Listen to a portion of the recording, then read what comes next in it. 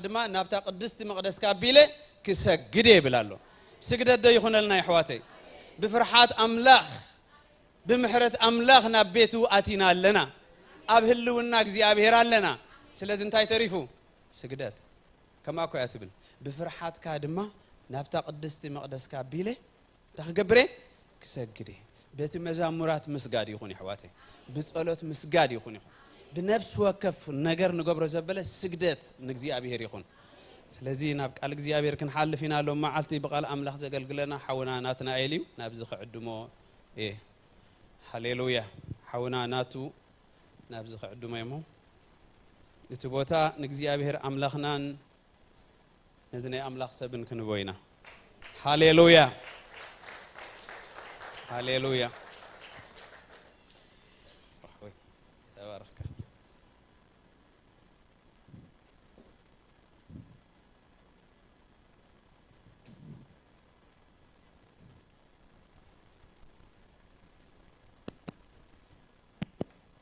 لما يحديركم يسوع كريستوس قويتاي آمين يسوع قدام الله لا ننصلي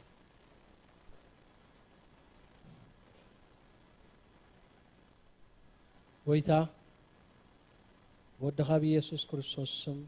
لمون أما كلكا أبكد ميخا أبزفان كامتين علنا زيابهر كم لماد زي كونه سنبت كوينو دي كونه كاباخا قال نجر كنقبل قال نجر كنسمع زيابهر قبل بناز ترف حزنا خنكيد متين علنا قويتا تني أملاخ زبل السب نسناي قبر فتسي متدالي فتسم من تكخون سي منفس أملاخ زنفسو زبلت صحف نتمرتي نتكسات نمقنع نتصدق زخون مقداب يتأكمي كم استباهله زيابهر ننفس وكف كم زدليو معدو زدليو معدو تكسات زدليو تكسات زيابهر مبرتع زدليو حيل زدليو ننفس وكفنا كم زدلينا كتركبلنا بشم يسوس نتصلي لنا ويتا غزينا كله نسخه تركبو بينها كبر قالك بسلطاني النجر بشم يسوس آمين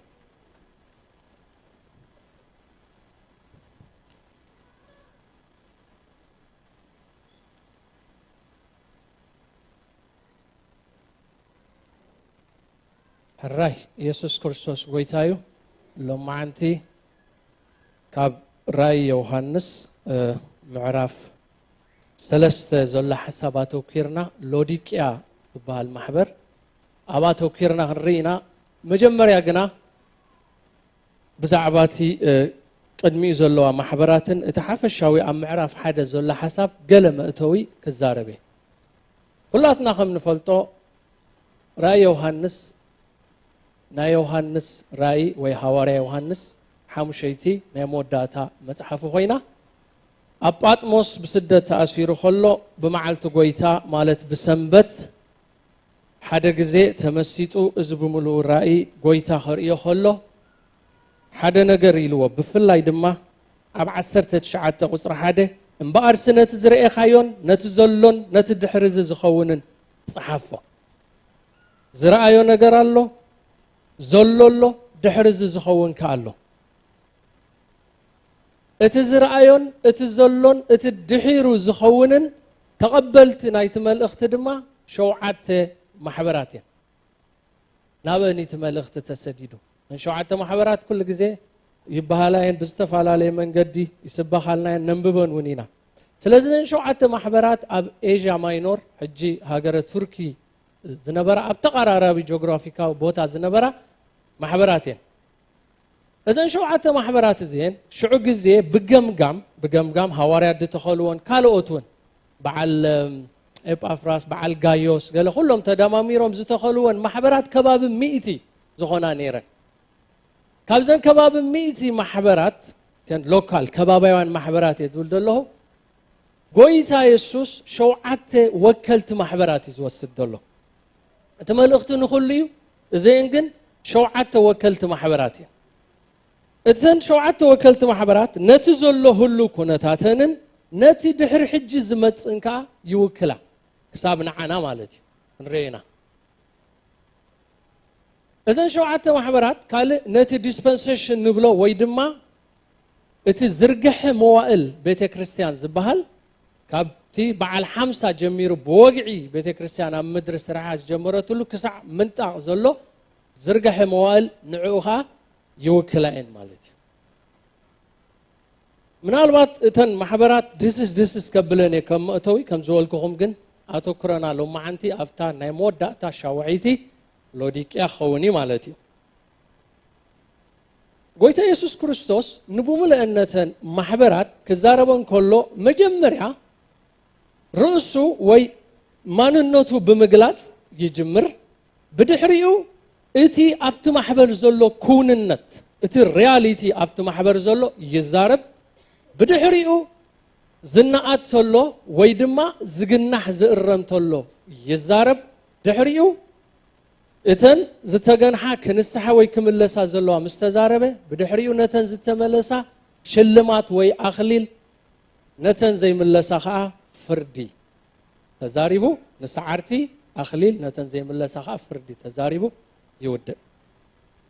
ابو ملنا شوعتين محبرات اتي ጎይታ ኢየሱስ ክርስቶስ ዝተጠቀመሉ አፕሮች አዘራርባ ምስቲ ሁሉ ኮነታተን ብልክዕ ድኸይድ ማንነቱ ከገልጽ ከመጽ ከሎ ምስትብቲ ቸርች ዘሎ ሪያሊቲ ዝኸይድ እቲ አሞዳታ ሽልማት ወይ አኽሊል ናይቶም ሰዓርቲ ኢሎ አምጽዮ ደሎኻ ልክዕ ምስኡ ተዛሚዱ ድኸይድ አብነት ከወስደ ገለገለ አብነት ናብነት ቲያትራ ተዳወሲድናያ ቲያትራ ኢዛቤል ተመሐደራ ኢዛቤል ዋና ኾይና ነገልገልቲ ትምህርን ተመሐደረን ማህበረ ዳህር ንመን ከም ዝውክል አፍቲ ዲስፐንሴሽን ጽንሕልና ክንሪና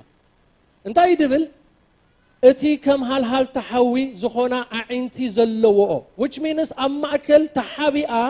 ድሌታ ትገብር ነገልገልቲ ትምህር ከመንዝሩ ትገብር ንጣውታት ብዙሕ ነገር ትገብር አላ አነ ግን ሃልሃልታ ዝኾና አዒንታ አለዋኒ ድስወረን ነገር የልቦን قبل كله نور مال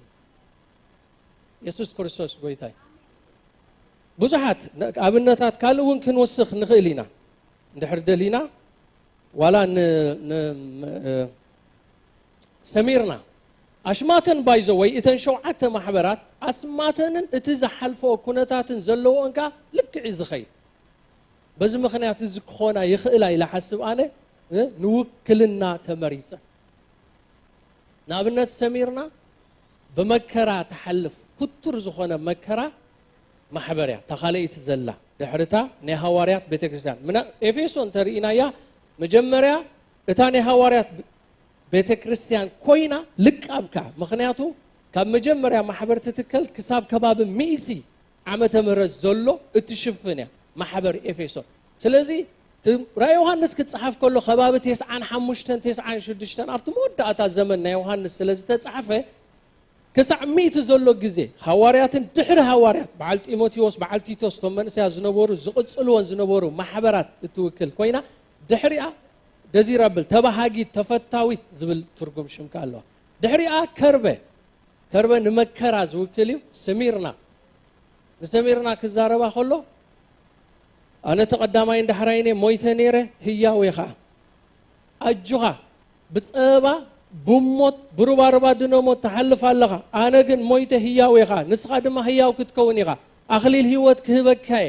نابله مستي كونتاتو زخيد يزار نأكل لنترينا قومي مستمود داتاون تأساسير يخيدي مستي زشلمو الشلمات مالتي قال كابزين شو عدت محبرات اتن 4 كنسحه نغيرون 4 كنسحه يغريتا حموشته كلته طراين تنسعدي توالا تحنتي اتا ببرتع مكرا تحلف زبلنا سميرنا مخنياتو اب كبيد فتنا مصحف قدس تاينا اتبسو مكرا تصقبسي نحاتيات حديقوي نحاتياتن نسنفنا نزخون غزي يلا اب كمز بيت كريستيان بخبيد فتنا خمنا يسميرنا مناتو نذكرينا كاب 193 كبابيات تشفن بعل سماعات كاتا كامبو زبل مصحف تنبيبنا امنتي اراويت انسساتات كدربو يخلو ملاغص نغستات روما خون خلو اب كولوسيون غلن شعز نبر غزي سلازي نعا ايتبهلان قال ايتخا تخلاتنا نفلطا فيلادلفيا دحر سارديس تسري عزلا فيلادلفيا ايتبهلان تنكالوت جن بمولن كنسحه ተነጊርወና ኣሎ ማለት እዩ ካለ ኩላትና ከም ንፈልጦ እተን 4 ናእዳን መግናሕትን ክልቲኡ ተቐቢለን እታ ሓንቲ ወላ ሓንቲ ናእዳይ ተቐበለትን መግናሕቲ ኸ ተቐበለትን እሳኻ ሰሚርናያ ሓንቲ ናእዳ ጥራይ ተቐቢላ እሳ ፊላደልፊያ እታ ሓንቲ ኸኣ መግናሕቲ ጥራይ ወላ ሓንቲ ዝናኣድ ነገር ዝተሳእናኻ ሎዲቅያ ሎሚ ኸኣ ንዓ ኢና ሓቢርና ክንሪያ ማለት እዩ ሕራይ ምናልባት ንመን እንድውክላ እሞ ኣብቲ ዝርግሐ መዋዕል ቤተ ክርስቲያን ንዝብል ገለ ተዛሪበ ናብቲ ዋና ናይሎም መልእኽተይ ከኣቱ እየ መጀመርያ ከም ዝበልናዮ እታ ተባሃጊት ወይ ተፈታዊት ተባሂላ ዘላ ማሕበር ኤፌሶን ካብ 30 ክሳብ 300 ከባቢ ይዘልቕ ይዳራረባ እየን እተን ማሕበራት ባይዘወይ ገሊአን እተን መጀመርያ 3 ተባሂለን ዘለዋ ኤፌሶን ሰሚርና ጴርጋሞስ ዘለዋ ክሳዕ ምጽኣት ጎይታ ዝጸንሐ ኣይኮናን ድሕራም ቢብናያት መልእኽቲ ኣብ ታሪኽ ዝጠፍኣ ማሕበራት እየን ካብ ራብዒት ንድሕሪት ክሳዕ ሻውዒት ዘለዋ ግን ክሳዕ ምጽኣት ጎይታ ዝጸንሐ ማሕበራት እየን ኖተን ሎካል ቸርች ደይኮና ዝጸንሐ ድብል ዘለኹ እተን ዝውክልአን ማሕበራት ከም ንዓና ማለት እዩ ኤፌሶን ነታ ሃዋርያትን ድሕሪአን ካብ 30 ክሳዕ 300 ትውክል ካልኣይ እታ ናይ ስደት ብኸቢድ ፈተና ብነገስታት ሮሜ ተሓልፍ ዝነበረት ካብ 100 ክሳብ 313 ዓመት እትውክል ከዓ እታ ካልአይቲ ሰሚርናያ ሳልሳይ ማሕበር ጴርጋሞስ እያ ጴርጋሞስ ከምቲ ኩሉ ግዜ ንምሃሮ ዩኒየን ወይ ድማ ሜሬጅ ሓድነት ወይ ድማ ሕብረት ወይ ድማ መርዓ ዝብል ትርጉም ሽም ኣሎ እቲ ግዜ ካብ 314 ክሳብ 509 ኣብ ጴርጋሞስ ግዜ ልክዕ ዜን ክልተ ትፈተና ክሓልፍ ከሎ እንታይ ኣጋጢሙ መስለኩም ፍሉጥ ዝኾነ ናይ ሮማ ንጉስ ኮንስታንታይን ኣቦታትና ክዕልሉ ከለዉ ቆንጦስጢኖስ ብሎ ማለት እዩ ንጉስ ቆንጦስጢኖስ ናብ ስልጣን ዝመፀሉ እዋን እዩ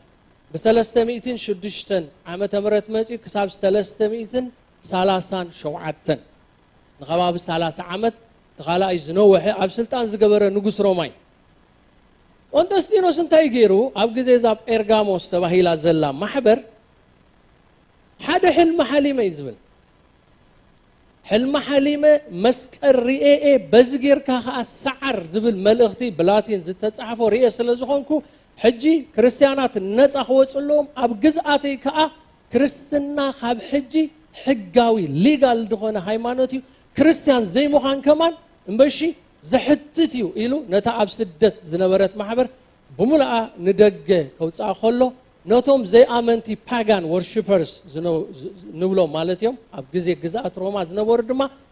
እናሓባበለ ድዩ ህያብ እንዳሃበ ድዩ እናፍተወ ድዩ ወይ በቲ ሕጊ ዘውፅኦ ድዩ ብሙልኦም ከም ውሕጅ ናብታ ቸርች መፂኦም ዕብልል ከብልዋ ከሎ ንርኢ ሽዑ ዓለምን ቸርችን ተዋሃሂደን ወይ ድማ ተጻናቢረን ትርጉም ሽማ ከዓ ከም ዝበልናዮ ሓደ ነገር ኣብዚ ክንምሃሮ ዝደሊ ነገር እንታይ እዩ ሰይጣን ብስደት ንማሕበር ኣብ ዘመናት ኩሉ ፈጺሙ ክስዕር ኣይከኒ ስደት ንማሕበር ኣይስዕራን ስደት ንማሕበር ክርስቶስ ኣየጥፋእኒ ሰይጣን ግን ሓደ ስትራቴጂ ምፅዩ ብስደት ካብ ዘይከኣልክዎም ካልእ ሜላ ከምፅእ ኣለኒ ልክዕ ምዚኣት ተኣሳሰር ኣብዛ ማሕበር ጴርጋሞስ ምህሮ ባልዓም ዝሓዙ ኣለውኻ ንባላቕ ዝመሃሮ ምህሮ ትብል ኣላ እዞም ምህሮ ባልዓም ድሓዙ ምናልባት ንዝክሮ ኢና ኣብ ዘሁልቅ 25 ንዓርገመለይ ኢሉ ንጉስ ባላቕ ንባልዓም ሰምፅኦ ፈጺሙ ክረግሞ ከም ዘይክእል ዛንታ ኩላትና ንፈልጦ ኢና ኣይርገሙን እዮም ዞም ህዝቢ እዚኦም ምሩቓት ህዝቢ እዮም ዋላ መርገም እንተረገምናዮም ከዓ ናብ በረኸት እዩ ዝግልበት ኣሜን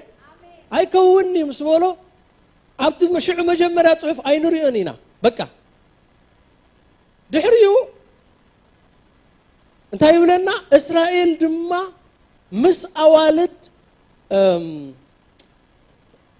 ኤዶም መንዘረ ንኣማልኽተን ድማ መስዋዕቲ ሰውዐ እስራኤል ከዓ ምስ በዓል ጴዖር ሓበረ ሪኹማ ተሓበረ ትብል ዓለምን ቸርችን ተሓብራላ እስራኤልን በዓል ጴዖርን ዓለምን ከኣብቲ ሕብረት ገይሮም ሽዑ ግን ባልዓም ከም ዝመኸሮ ንባላቅ ወላ ሓንቲ ኣይንረክብኒና ኣብ ክንደይ ንረኽቦ ኣብ 31 ዘሁልቅ እስራኤል ክዋጋ ኢሉ ናብ ሚድያን ምስ ከደ ነተን ኣንስትን ኣዋልድን ምስ ኣምፅወን ሽዑ ሙሴ የምፅኣታ ዘረባ ስምዑ እንዶ ሕጂ ኸ ኣንስትን ኣዋልድን ኣምፂኹምና ኣብቲ ናይ ጴዖር ነገር ብሎ ባልዓም ንባላቅ ክመኽሮ ከሎኮ እተን ፅቡቓት ኣዋልድ ኣውፃሎም ኢሉ ፅቡቓት ኣዋልድ ምስ ኣውፅአን እስራኤል ከዓ ምስአን ምስ መንዘረ ናብ ኣማልኽተን ወሲዶንኦ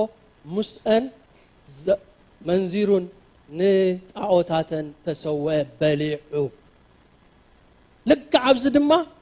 እቲ ምኽሪ ሓደ ዓይነት ምኽሪ እዩ ንጉስ ሮማ እዚ ኮንስታንታይን ንብሎ ደለና እንታይ ገይሩ በቃ ብስደት እዛ ኣይትከኣልንያ ብግልፂ ብሞት ብመከራ ብሽግር ብውግእ ኣይትከኣልንያ ስለዚ ሓደ ሜላ ክንፃለኒ ኢሉ እዚ ሜላ ዘምፅዩ ሙሉእ ብምሉእ ከዓ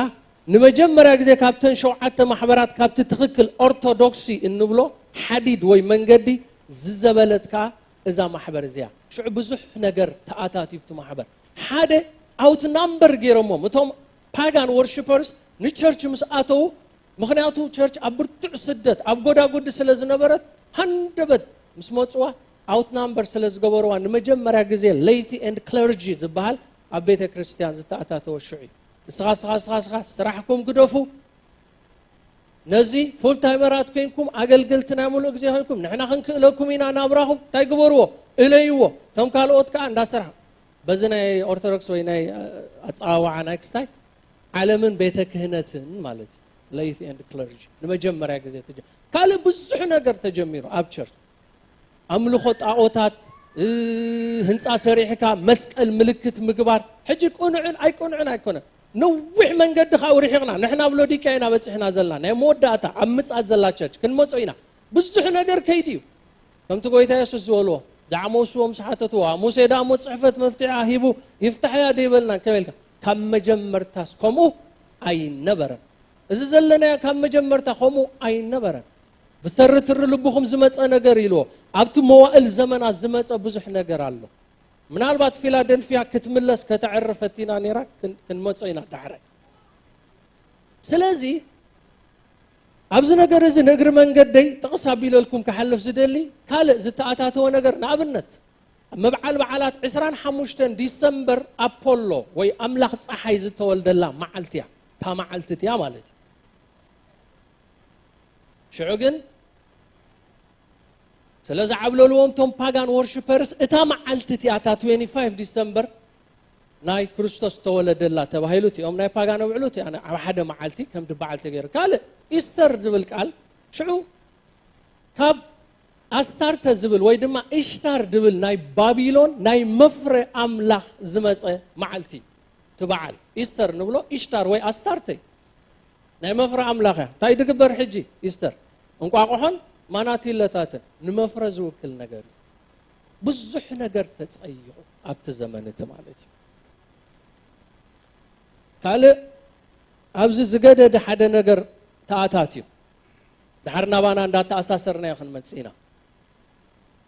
ኣብታ ናይ ኤፌሶን ቤተ ክርስቲያን ግብሪ ኒቆላውያን ዝሓዙስ ከዓ ኣለውኻ ትብል ቃል ኣላ ግብሪ ኒቆላውያን እዚ ኒቆላውያን ዝበሃል ምናልባት ኣብ ታሪክ መን እዮም ክፍለጥ ኣይተኻለን ግን ገሊኦም እንታይ ይብሉ ካብቶም ኣብ ምዕራፍ 6 ግብሪ ሃዋርያት ዘለው 7 ዲያቆናት ንምዕዳል መግቢ ዝመረፅዎም እቲ ሻውዓይ እቲ ፕሮሶሊት ኒቆላይ ዝተባሃለ ምናልባት ንሱ ዝመስረቶ ሓደ ምንቅስቃስ ወይ ሓደ ዶክትሪን ኣካይዳ ክኸውን ይኽእል ይብሉ ካብቲ ትርጉም ሽሙ ተወሲድና ግን ከምዚ ካብ ክልተ ናይ ግሪክ ቃል ኮምፓውንድ ወርድ ኣተቃል እቲ ሓደ ኒካኦ ድብል ኮይኑ ቱ ኮንከር ይትርጎም ተሓደ ከዓ ላኦስ ወይ ድማ ፒፕል ይትርጎም ስለዚ ነቶም ህዝቢ እንታይ ምግባር ንህዝቢ ኣምላኽ ወይ ነቶም ጉባኤ ዝቆፃፀር ዝስዕር ከም ድሌቱ ዝገዝእ ዝትርጎም መጀመርያ ኣብቲ ግብሪ ጥራይ ነይሩ ከምኡ ድገብሩ ሓደ ሓደ ነይሮም ኣብ ግዜ ናይ ኤፌሶን ብግብሪ ደረጃ እዩ ነይሩ ኣብ ጴርጋሞስ ምስ መፀግና ናብ ዶክትሪን ናብ ምህሮ ማዕቢሉ ትዝኸፈ ሽግር ጌጋ ተግባር ናብ ምህሮ ናብ ዶክትሪን ክምዕብል ከሎ ኣዝዩ ከቢድ ናብነት ክጠቕሰልኩም ሓደ ኣብ ሳልሳይ መልእኽቲ ዮሐንስ እቲ ሽማግለ ኢሉ ንነብሱ ኣቢሉ ናብ ጋዮስ መልእኽቲ ክጽሕፍ ከሎ ኣብታ ማሕበር ሓደ ዲዮትሮፌስ ዝበሃል ኣሎ ኢልዎ እዚ ዲዮትሮፌስ ኣብታ ማሕበር ኣውራ ክኸውን እዩ ዝደሊ ዋና ኣውራ ክኸውን ደሊ ንዓና ኣይቀበለናን እዩ ነቶም ንሕና ንሰዶም ኣይቀበሎምን እዩ እሱ ምኻል ኣብይዎ ከዓሲ ነቶም ዝቕበልዎም ከዓ ይኽልክሎም ካብ ማሕበር ከዓ እንታይ ገብሮም ኣሎ የውፅኦም ኣሎ እዚ ሓደ ካብቲ ግብሪ ኒቆላውያን እዩ ማሕበር ናይ ክርስቶስ እያ ሓደ ሰብ ኣይውንናን እዩ ሓደ ሰብ ድሌቱ ኣይገብራን እዩ እዚ ዲዮትሮፎስ ዝበሃል ኣብ ሳልሳይ መልእኽቲ ዮሐንስ ዘሎ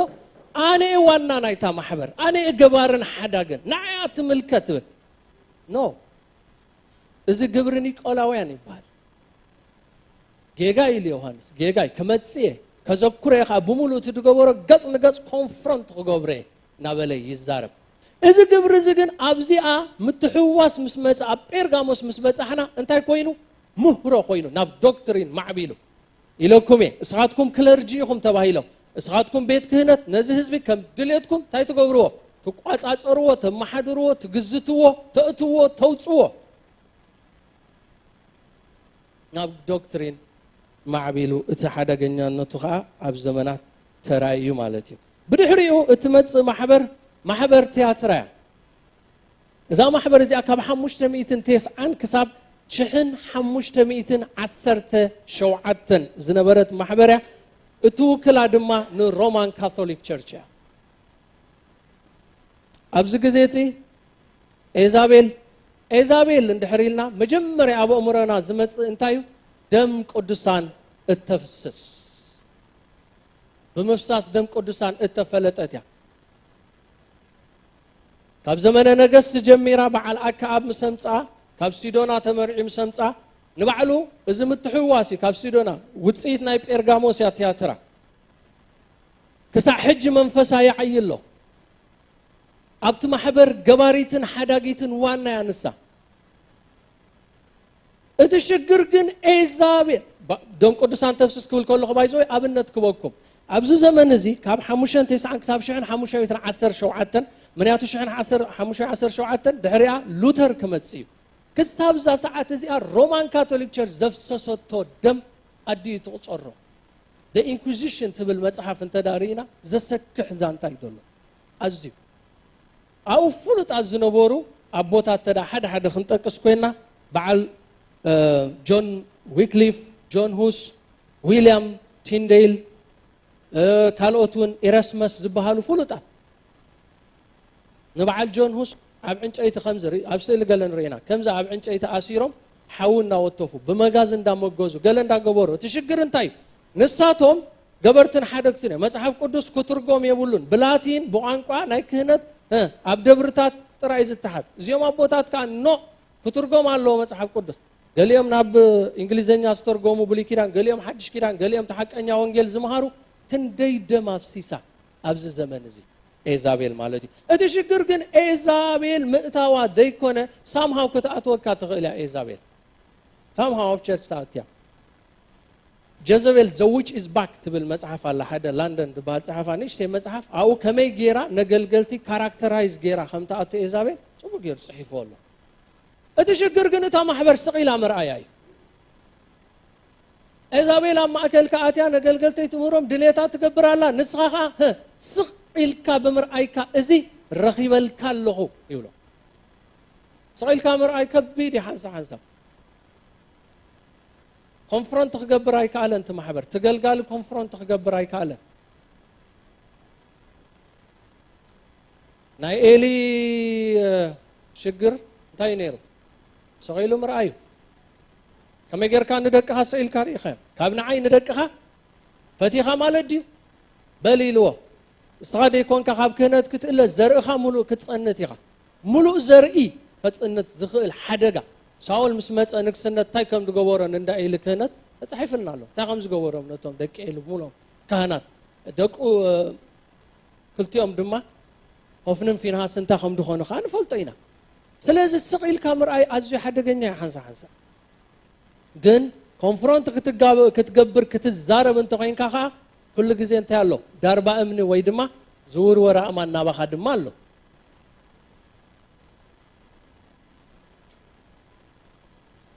ሓደ ግዜ ድሓር ኣብ ሎዲቃዮን ትንክፍ ነብሎ ንኸውን ጎይታና ኢየሱስ ክርስቶስ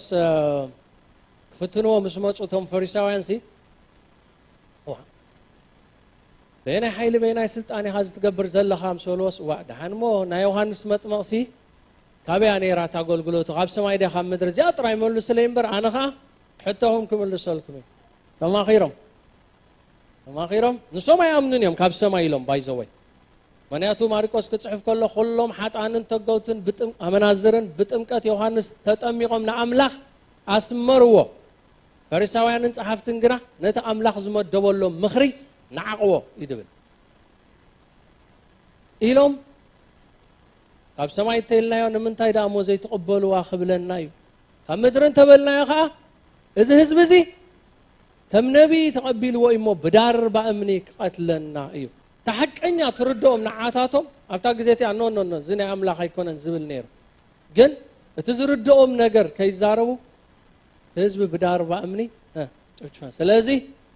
ሴፍ ሳይድ ኣይንፈልጥን ኢና ኩሉ ግዜ ዝርድኣካ ይኣምኖለ ትብሎ ክትዛረብ ከለኻ እንተ በቲ ቁኑዕ ድዩ እንተ በቲ ጌጋ ኩሉ ግዜ ዋጋ የኽፍለካ እዩ ስለዚ ኣብዚ እውን ስቒልካ ምርኣይ ኣዝዩ ሓደገኛ ውፅኢት ከም ዘምፅእ ንርኢ ኢና ማለት እዩ ካልእ ማዕሙቕ ሰይጣን ዝበሃል ምሁሮ ኣሎ ማዕሙቕ ሰይጣን ዝብልዎ ዋላ ጢሞቴዎስ ኣብቲ ካልኣይ መልእኽቱ ጳውሎስ ኣብቲ ካልኣይ መልእኽቱ ኣብቲ ዳሕራይ ዘመናት ብዙሓት ሲ እምነቶም ክሒዶም ንምሁሮ ኣጋንንቲ ትብል ቃል ኣላ ክስዕብ እዮም እዚ እቲ ማዕሙቕ ሰይጣን ዝበሃል እዩ ንሎሚ ብዛዕባኡ ኣይንዛረበሉን ኢና እዛ ማሕበያ ክሳዕ ምፅኣት ከም ትዘልቕ ክብለኩም ፀኒሐ ክሳዕ ዝመፅእ ግዳ ነቲ ዘለኩም ንምንታይ ዘይትሕዝዎ እናበለ ክጎንሖም ከሎ ንርኢ ማለት እዩ ብድሕሪኣ ትመፅእ ማሕበር ሳርዴስ እያ ሳርዴስ ንናይ ሉተራን ምንቅስቃስ ወይ ንናይ ሉተር ናይ ሪፎርሜሽን ምንቅስቃስ እያ ትውክል ካብ 1517 ክሳዕ 1700 ዝነበረት ማሕበር ኮይና ፍሉጣት ኣቦታት ባዕሉ ሉተር ዝዊንግሊ ካልቪን ጆን ኖክስ ኣብ ስኮትላንድ ካቶሊክ ዘውፅኦም ብዙሕ ዛንታታት ዘለዎም ሰባት ኣለውና ማለት እዩ እንታይ ዝብሎ ንዑ ህያው ተባሂልካ ትስመለኻ ግና ከምውት ኢኻ ንግብርኻ ኣብ ቅድማ ሙሉእ ኮይኑ ኣይረኸብክዎን እንዳበለ ዛረብ ጽቡቕ ነገሩ ግን ኣብ ታሕቲ ግናኸ ኣብ ሳርዴስ ክዳውንቶም ዘይፀየቑ ሒደት ስማት ኣለውኻ ጎይታ ኣብ ዘመናት ሙሉእ ማሕበር ትፀየቕ ትባላሾ በስማቶም ዝፈልጦ ሰባት ኣለዎ ኣሜን ኣለውኻ بسمهم زفلتهم نساتهم بوقعاتهم يلو آمين سعدا خدان لويسهم كامساي كملالوسيهم ندابله يزاروا مالتي أبزي انتينا نري اتناي لوتر زنبره من قسقاس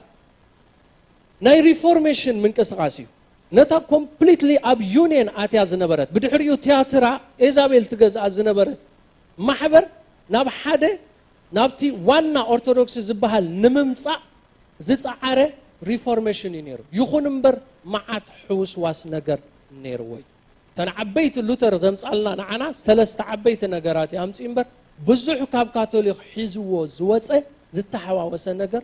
نيري ثلاثه غنا اتي سوبريم لعلاو سلطان زلو بوب ديكونه قال املاح مخانو نغيرو كالاي جاستيفيكيشن باي فيز مدحان بامنت بيسوع كريستوس مخانو ازي وانا نجر زمصو نجرات ወይ زمصو مهرታት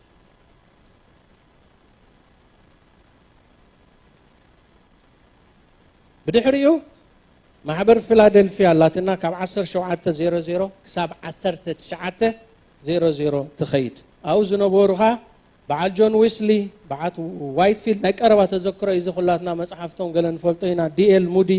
ዶክተር ዴቪድ ሊቪንግስተን ዊሊያም ኬሪ ቶም ሚሽነሪታት ገሊኦም ቻይና ህንዲ አፍሪካ ዝኸዱ ሚስዮናውያን ዝነበርዎ ዘመን እዚ ትርጉም ስሙ ከም ንፈልጦ ፈሪሕውነት በቃ እቲ ናይ ጳጳሳት እቲ ናይ መራሕቲ እቲ ናይ ገረ ኩሉ ተሪፉ እታ ማሕበር كمتا كريستوس إيسوس زدليا عينت أب حدا درجة متى كمحوات كتقلقلن كتقلقلن قص أملاح كدلن اتيوم ريفورميشن جميرهم ازيوم كا ريفايفال أمسيوم اتي أبتز تجمر ريفورميشن ويتحدثوا زبهال أب محتم زرخبة فتسامي زرخبة بمنقق احنا منفس قدس مستحوسوا أب جزي فيلادلفيا إذا ما حبركا كم زتنا عدت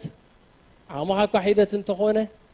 علي حلي خيون السميون أي كحد كاين سلازي ما نم كعصو زي كل الدقة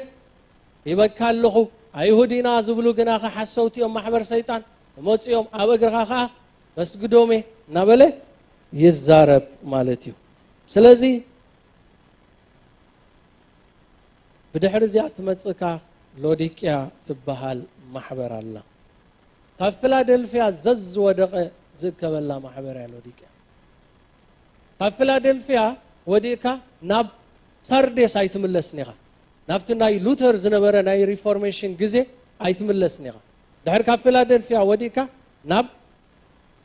لوديكيا يغا تركب ازي كاب 10:00 كساب رابتشر كساب منطق بايزوي ازي غزي نوسنو زلنا نحده من قصاص وين حدا زنبره غزي نمبال امبر الوكم تناربعته ناي موداتا محبرات كسع مصات ينزلكا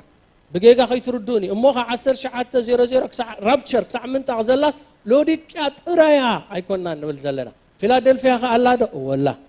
تياتران سارديسن كلوا ده اوه الله زبل دلخو ግን ካብ ፊላደልፊያ ዘዝወደቀ ግን ኣብዛ ሎዲቅያ ትበሃል ማሕበር ይዝከብ ሎዲቅያ ትርጉም ሽማ human rights አይገርም እንደው መዝ ጊዜ ልክ ዕዶ ተጋጥሙ human rights መሰል ደቀ ሰባት መሰል ህዝቢ ወይ ድማ ኣብገሊ ድማ people's opinion ድብል ትርጉሙን ይህቦይ ተማሳሳሊ አብሎዲቅያ እተአውራ ነገር መሰል ሰባት ድምጽ ሰባት ይዘገድስ እትትኹል ቃል አምላኽ አይኮነን አትትኹል ቃል አምላኽ ወጪኻ ድሌትካ ክትገብር እንተኸይንካ መንግስት በሎ ዋዕላታ ማሕበረ በሎ ክንደይ ባይዘወይ ኣብ ግዜ ፊላደልፊያ ዝተመስረታ ክንደይ ሜቶዲስትስ ዶ ባፕቲስትስ ዶ አንግሊካል ዶ ድበሃላቶም ድጠቀስኩልኩም ሰባት ናይ ምንቅቃሕ ኣብ በዓል አውሮጳ ብፍላይ ዝመስረትዎን ሕጂ ኣብዚ መድረኽ እዚ ጓል ንጓል ወዲ ንወዲ የተኣታትው ኣለዋ ሕጂ ብዛ ሰዓት እዚኣ ስለምንታይ ተልካ መሰሎም እዩ human rights violate ኣይትግበር ትርጉም ስም ናይ ሎዲቅያ ኻ በአውሩ ኮም እዩ ልዕሊ ሓሳብ ኣምላኽ መሰል ሰብ መሰል ዲ ኣይኮነን ካልኣርስቲ ሶም እዮም ከም ድብል ዘሎ ጽላለ መሰል ክኸውን ኣይኽእል anyway حدا بحدا تحسب كنرينا من البات ناي لوديكيا كلها قلت في لخم بباي ناب ملأخ محبر لوديكيا صحف اتامين امون حقنيا مسكر مجمرتا فطره املاح كمزي بلالو زحل ويسموق زي مخانكا قبرخا فلط الله بخا زحل ويسموق مخانكا كمز لبت زبله بمخانكا اي موق اي زحل يخمو كاب افي طوف كبلكاي هفتامن فساسني حمت زدليا ነገር እኮ የብለኝ በመባልካ حصورن زدنقصن نداين عورن عروقن مخانكا ايتفلطني خزلغا من تكتفتم بحوز صري ورقي كباي كتعدق حفرت عرقانكا ما انت كيقلعن كتكدننكا صعدا خداونت ما انت خطري نعينتخا كتب حللون كحلي كباي كتعدق مخركا الله انا نتم زفقرم زبلو اغنحم وغصعموني دقيم قنا امو تنسح نوب دغبيت دوي لكو حبل الله حدا كو دمص يسمع ما عصن تخفتلي ناو خاتو مسوخا خدرري نسون مساي كمت انا ونز سعركم مسابوي اب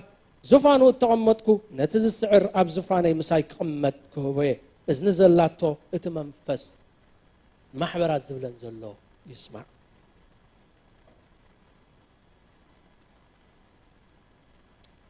نايتا ختما بزح غزي تباهيلنا الله بزع لوديقيا سبخنا خلو ግን ንሽተይ መዘከርታ ኸወኩም እዛ ختማ እዚኣ ናታ ድሕረ ባይታ ክንዛረብና ከም ደልኩም አንተ ወይ ኣብዚ ሕጂ ቱርክ ንብሎ ኤዥያ ማይኖር ዝበሃል ቦታ ዝነበረት ኮይና ኣዝያ ሃፍታም ከተማ ማእከል ኮመርስ ኤንድ ኢንዱስትሪ ናይ ንግድን ናይ ኢንዳስትሪን ማእከል ዝነበረት ብዙሕ ባንክታት ዝነበራ ፍሉጥ ናይ ሕክምና ቤት ትምህርቲ ዝነበራ ፍሉጥ ድማ ናይ ጸምሪ ወይ ናይ ውል መፍረይ ትካል ዝነበራ ከተማ እያ ሓንቲ ሕፅረት ናይዛ ከተማ እዚኣ ዝነበረ ናይ ማይ ሕፅረት ነይርዋ ማይ ብኣኩዳክት ገይራ ካብ ሄራፕለስ ወይ ድማ ኣብ መልእኽቲ ቆሎሴ ራብዓይ ምዕራፍ ታ ከተማ ማይ ተምጻላ ተጠቂሳትና ኣላ ሄራፖሊስ ኢሉ ጽሒፍላ ኣሎ ጳውሎስ ካብኣ ከባቢ 6 ማይ ርሒቓ ትርከብ ቆሎሴ ኸ ጥቓያ 10 ማይ ርሒቓ ድማ ቆሎሴ ትርከብ ስለዚ እዚኣ እቲ ካብ ሄራፕለስ ወይ ሄራፖሊስ ተምጽኦ ማይ ድማ ኣብ ውዑይ ዝፈልሕ ናይ ማይ ስፕሪንግ ስለ ዝነበራ ተዓዲ በታ ኣኩዳክት ገይሩ ውዑይ ይብገስሞ ኣብ መንገዲ 6 ማይል ተጓዒዙ ክመጽእ ከሎ ኣይሙ ኣይዙሑል ልብጥ ዝበለ ምስኮነ ኣበይ በጽሕ ኣብ ከተማ ሎዲቅያ ይበጽሕ ነይሩ ማለት እዩ በቲ ኣብ ከባቢኦም ኩሉ ትዝዛረቦም በቲ ኣብ ከባቢኦም ዝነበረዩ ዝዛረቦም ጽንሕ ኢልና ክንሪኦ ኢና ብዛዕባ እታ ማሕበር ድሕረ ባይታ ክንዛረብ እንተኾይና ድማ እታ ማሕበር ምናልባት ኤጳፍራስ ተኺልዋ ክኸውን ይኽእል እዩ ዝብል እምነት እዩ ዘሎ ምክንያቱ ኣብ ቆሎሴ 4ይ ምዕራፍ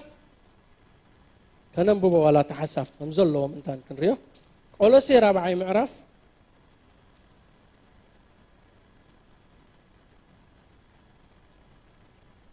ቁጽሪ ካብ ቁጽሪ 12 ጀሚረ ከምብበ እቲ ሓደ ካባኻትኩም ባርያ ክርስቶስ ኢየሱስ ሙሉኣትን ብኹሉ ፍቓድ ኣምላኽ ርዱኣትን ኮይንኩም ደው ክትብሉ ኩሉ ሰዓት ብጸሎት ዝጋደለልኩም ዘሎ ኤጳፍራስ ሰላም ይብለኩም ኣሎ ንሱ ምእንታኹምን ምእንትቶም ኣብ ሎዲቅያን ኣብ ሂራጶሊስን እዚኣታ ከተማ ክብለኩም ጽናሕኹ ዘለውን ብዙሕ ጻዕሪ ከም ዘለዎ እምስክረሉ ኣለኹ ሉቃስ እቲ ፍቁር ሓኪምን ዴማስን ሰላም ይብልኹም ኣለው ስለዚ ካብዚ ተበጊሶም እንታይ ይብሉ መምሃራን ጻሕፉስ ምናልባት እዚ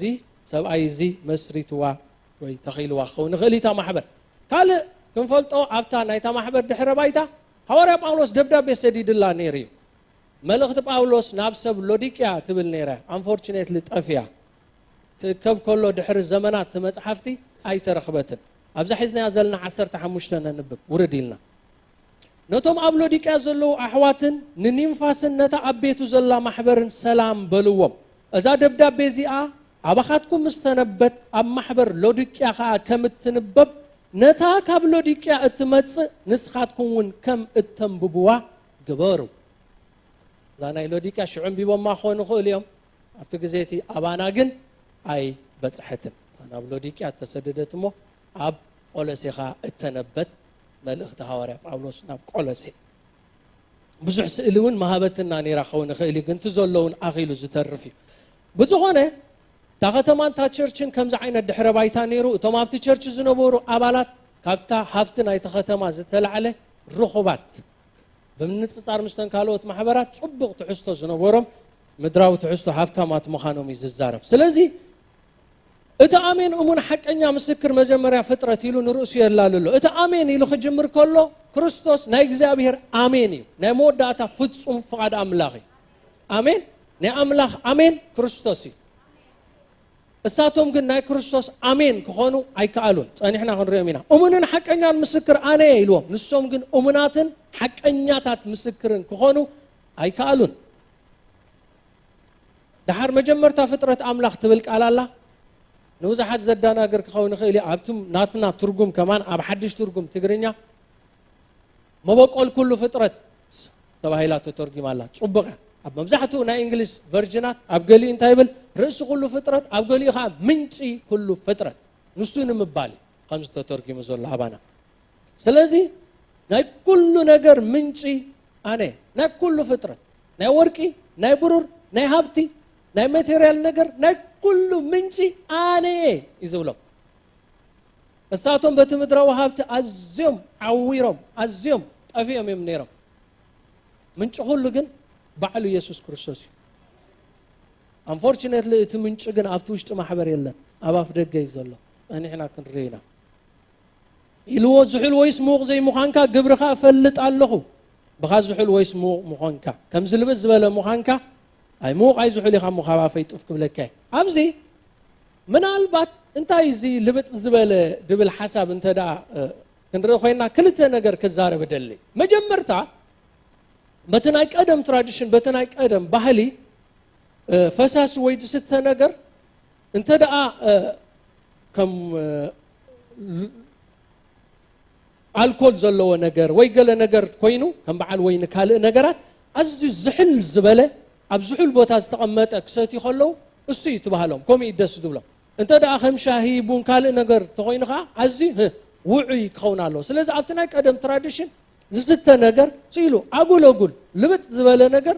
كم بهلي وي كم لما ديلن بعبي أبلودي كي أنت دا وسيدنا يدما اتماي ولا نحن نسمع الناسي سمع الكاس ما يكسر الكاس كم زي ما يتصحي نبلو لبت زبالة تقوينس سمع الكاس أنا هيك حنت فنجال سدي مسؤول كي تعقد كم دليت كاستيو كوردلك أي خلني ويكزحل على ويدما أبو زفلته وي قال دما زحل رأسه زخالة تعمله وعي رأسه مدهانيتنا أبنت تي كبيرة كاب هراب أوليس دبجس بوعي يخلو هم زو عدنا ما يوعي نقول السب كيدو جماعته قال زفاتها تحلها نمدهانيت كا يتأكمي زحل تقوين أتصبيقه برد كنمتا يتأكم نمدهانيت نعبت نقاله كله تبات برد ملكعو تباتي فلح ملكعو اتلبت زبالجن نمدهانيت وين يكون سلازي بقومو كردهم كله سلازي قال سبات ببقيقا زردوا نجار عبزي حساب الله نمنفساوي نجار يكون تنزيع تسمع دلا بخا مو منفساوي وي زحل منفساوي بخا خوين كان لبت زبالة منفساوي نو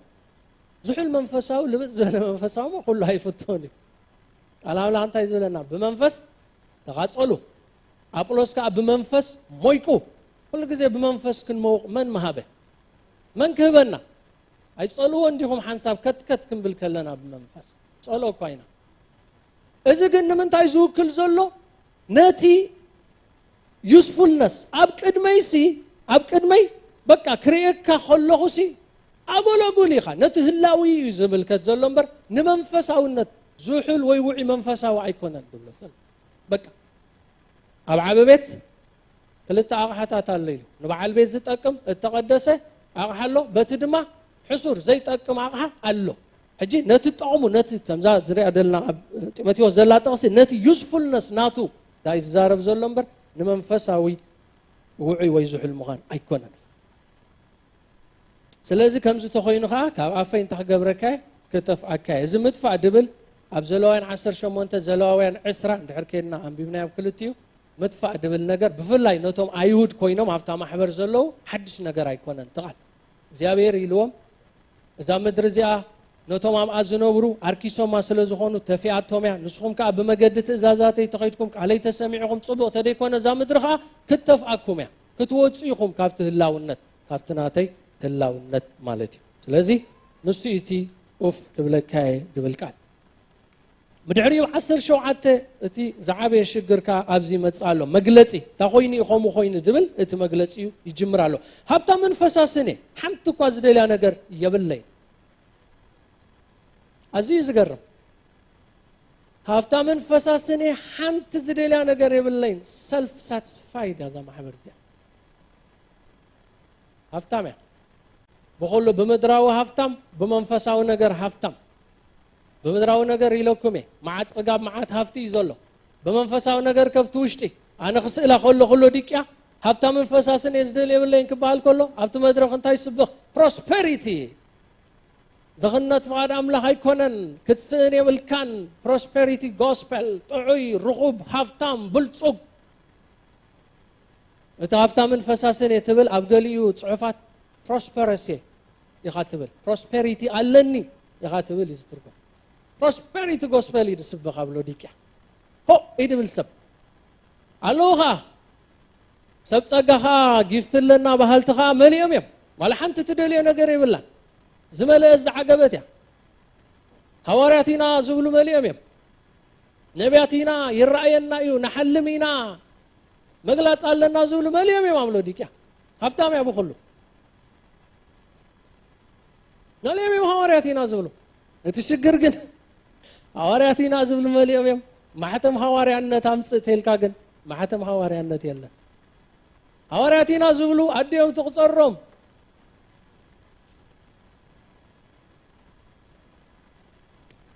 ትእምርትታት ሐዋርያ ምጽቴልካ ግን ትእምርትታት ሐዋርያ የለን ማህተም ሐዋርያነት ማለት ቸርችታት ፕላንት ምግባር ማለት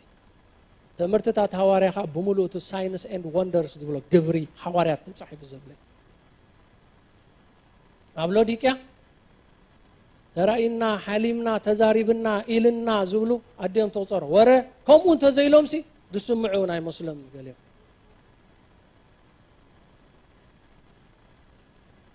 ሎዲቂያ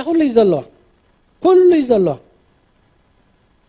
حلوف حليفة لوديكي أنا خسئلا خلقو ثم مهارانا ثم قلقل تادما اتي هفتي تلامامي دمون دم عبتوش تخا عداقا له عداقا زيتي عداقا جو عداقا معتبات عداقا براشلتي عداقا ماي كل عداقا خالو بلوديكيا تايسا أنا دي لوديكيا دا كله كو يزلوا جو زدل جو ترى يخفل زيت ددل زيتي ماي ددل ماي عبكسا دستر الله عبي دستر الله لا كزيل عمكينا زتقع الله ستيكرات هفتام يالو ديكيا كفل تراي وازا مسل كزاره وخلو سقورنا خلو تسفا قبر زحزني او كم زخت ودق محبر املاح اتزقرم لوديكيا اب مصات امنا موداتا غزي زلا محبره نموداتا ابت ديسبنشن تسرع خلا يسوس اب اف دغ خلو زلا محبره مغنياتو دحر كنرينا تي سوليوشن تفتح ثلاثه نغيرو اسون مسمصات التاساسري هذا غزي ذكرن كلتا ነገር كنغركم نايلوديكيا زانتاتات هذا غزي هذا سب اسمرا بحاز خلنا خميس بله بروح املاح زفرع سب نيرو ابقل عد وصي قلمله كابزوم او افريقيا زلو بايزويتهم نايلوديكيا باسترات اغلغلتي تايتبايلوم يمزصوعو باستربرونرز انتربرونرشيب دبالا لحقه باستربرونرشيب يدبال سوم دغبرو كابزوم باستربرونرز رخيبومو قالو خيدو معات ገንዘብ رخيبو ستيكر غزيو امكينو طقيوا دايره از ستيكر قالمش تباله زيا نعتي ديفاين بروتكشن كاب قاله زغزا اكوايا استتصليلا دا ستيكر تلا ولا حنتي كون يعني شعو حدا غزي حداغا غاطيمو مكينا بكل نغراتا تچفالي قبينتوتات كساغيرا نسو እግዚአብሔር ስለዝረደኦ አምላክም ዕሽነትና ይከደናን እግዚአብሔር ስለዝረደኦ አንተ ከይኮነ ከይተላህ ጸጸወት መስወጽ خمسكر كله ሳላዛ ستيكر مكينه تطقي عصنحت ايلوديكيا ديتو بلو يبلا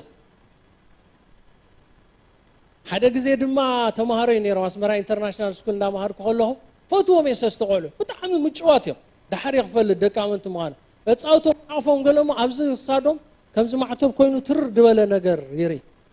دحر حتيتيم طيب زيتاتكم كند قال انطيلكم قالوا سولكم تشر اماني خمش هو اماني نمانم سب كيتنجر ازي بقى بروتكشننا بابا كابزن هاجرات افريقاتا بابا خيدو زمصالناي كل غزي انا نغبرو ازي تلنا وي ار بروتكتد ديفاين فيفر كالنا سب فتونا ويدا يسوع كريستوس ما تحزي يقولون اني نايلوديكيا ነገር حدا ነገር كغرمكم زغرم زربا خنغركم يحج اما تيوس 10 حدا بزعبا يوحنس مطمق كزارم كله غويتا يسوع ذكرينا تاخري وصهم غليلو نتملو خات مسزارون غلمله حدا زربا تزاريبو نزولو دوزس بمنتاي كمسله اب عداغا تقميطوم نعرختم زصوعو قلعو يزمسل ازولو دوزي لا قلعو ولدي كمتا يسوس زبلا سلامتاي كنغركم عبداغا تقميطوم نعرختم زصوعو قلعو يزمسل انبلتا نفعنا لكم اي ساعسعكم القسنا لكم اي بخخومن كايبلوم اذا مالتاي مالتي مسلوكم كم زبعدنا غزا اي تصاوتكم لا قدم قلعو غزا تصاوت خلو ات زمنتي تم قاليهم القصو تم قاليهم بخي تم قاليهم انبلتا خمس مرعات مرعاو قال اندا تصعدنا غزا زعبنا ناي غزا ولودو يدولهم دلو يسوس ما تحاز يبلكم من يلوم ناي غزا ولودي شعيلوهم ود يوحنس مطمق مصه ايبلع ايستي غانينا لو تبلو حراي ود سبك امصه بلاعي ستاي ويني غانينا لو تبلو ارنتا يكون غدكم طبب غنا بدقا صدقات امين قوميلو ديكيا ባቢ ጎይታ ኢየሱስ ክርስቶስ አውሽጥና አሎ ጎይታ ኢየሱስ ክርስቶስ ምሳያ አሎ ጎይታ ኢየሱስ ክርስቶስ እንዳበለት ከላ ነሐለዋ ግና ተጠቃዕን አብክሳድካ ትእሰር ማዕተብን ናይ ገዛ ወለዶ ኣብ ዕዳጋ ይምካቶም ቆልዑት ሰብ ኩሉ ራይ እንዳገበረ ከሎ ኣብ ዕዳጋ ተቀሚጦም ገዛ ንጻወት ዝብልዮም ኣብ ቤት አምላኽ ሰብ ራይ እንዳገበረ ከሎ ገዛ ንጻወት ዝብሉ ብዙሓት ለድቂያን ኣብ ዘመን ዘአሉ አይቆልዑ ወለዶ ኢየሱስና መጸባፍ ደገ እንኮሎ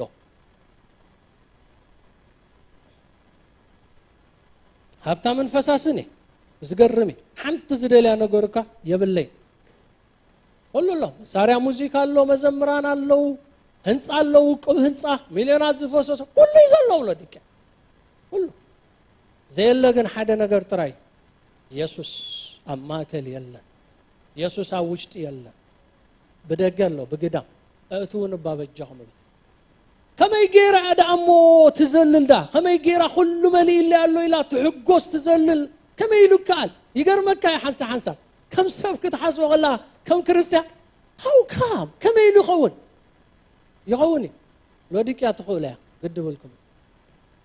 ኢየሱስ ከየለ ምዝላል ምጭዳር ተባሪኸ እንደ ሁሉ እንዲመልይ ኢለኝ ታይዶ ጎዲልኒ መባል ይካል ኢላቶላ ሎዲቂያ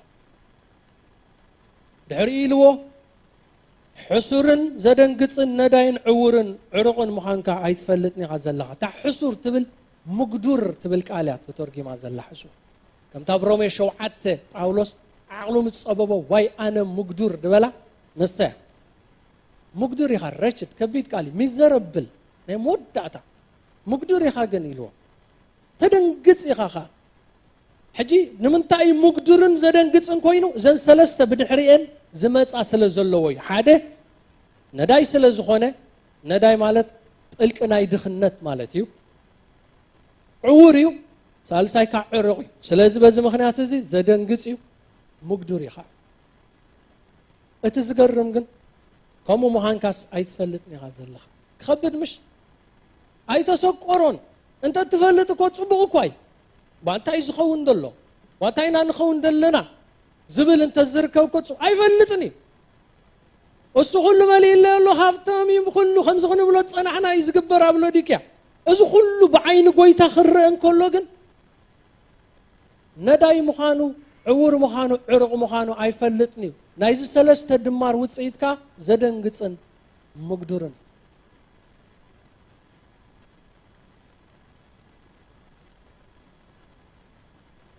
አንሳ አምላክ ከም ዝገደፈካ ምሳ ከም ዘለ ከይትፈልጥ ትኽእል ሓዶካ ደውይሉ ዘሎ ዝመስለሞ ከይወድቕ ጠንቃ ዝብል መጠንቃት ኣለና ናይ ሲምሶን ዛንታውን ኩላትና ንፈልጦ ኮይና ደሊል ኣብ ሰለፋ ደቂሳ ሰውት መጽዮ መስላጸዮ እንህለው ፍልስጤም ሰውቶ ከም ቀደም መሲልዎ አምላክ ምስ ዘሎ ምንሕንሕ በለ እግዚአብሔር ከም ዝሓደጎ ኣይፈለጠ ከይትፈልጥ ትኽእል ኢኻ ተዘይተጠንቂርካ ልብን ተዘይልካ ማለት እዩ ስለዚህ نداي ጥልቅ ድኽነት ይልናዮ ዕረት ክንሪና ምስትፍታሕ እንታን ግዜ ክንቆጥብ ጠሚረ ምስትፍታሕ ጠሚረ ክሪየ ሰለስቴን ኢና ክንዛረበለን ነዳይ ዕሩቅ ካ ከምተ ሕዝቅኤል 16 ዝብሎ ነውሪ ውርደት ማለት እዩ ኢየሩሳሌም ከም ኢልዋ ኩሎ ምሳኺ ዝመንዘሩ ፈተውትኺ ዋላ ጸላእቲ ኸማን ክሪኡ ክእክቦሜ ዕርቃንኪ ቆልዐ ክዳንኪ ብድሕሪኡ ከላ ግጽልኪኦም ክትዋረዲ ይኺ ክብላ ክሳዕ ክንድኡ ውድቀት ክሳዕ ክንድኡ حسران كم زنبره وردت يزاربنا سلازي نافت فتح نغيد حجة 10 شمونته تاي داي موت فتح 10 شمونته 5 يبل من تغتفتم بحوس اري ورقي كباي كتعدك قدامي تفتح نتا نداي اتبل شجرة ادرس نخغبرلا بحوس اري ورق انتاي قبر كباي عدك ምድራዊ ወርቅ አለው ላውዲቅያ መንፈሳዊ ወርቅ ግና የብላን ስለዚህ ካብ ጎይታ ክትገዝኦ ዘኽብራ መንፈሳዊ ወርቅ ክትገዛለዋ እንታይ ማለት እዩ መንፈሳዊ ወርቂ ኣብ ካልኣይ ጴጥሮስ ክንሪኢና ደغريታ ቀዳማይ ጴጥሮስ 1:7 ቀዳማይ ጴጥሮስ 1:7 ከምዚ ይብለና እቲ ምፍታን እምነትኩም ብምግሃድ ኢየሱስ ክርስቶስ ንምስጋናን ስብሓትን ክብርን ብሓዊ ካብ ዝኹላዕ ሓላፊ ወርቂ ኣዝዩ ከቢሩ ምእንቲ ክርከብ እንተ ኣድለየ ሕጂ ብብዙሕ ዝዓይኖት ፈተና ምስ ጎሄኹም ብኡ ክትሕገሱ ኢኹም ካብ ወርቂ ብሓዊ ተፈቲኑ ካብ ዝሓለፈ ምድራዊ ወርቂ ዝኸብር እተፈተነ እምነት እዩ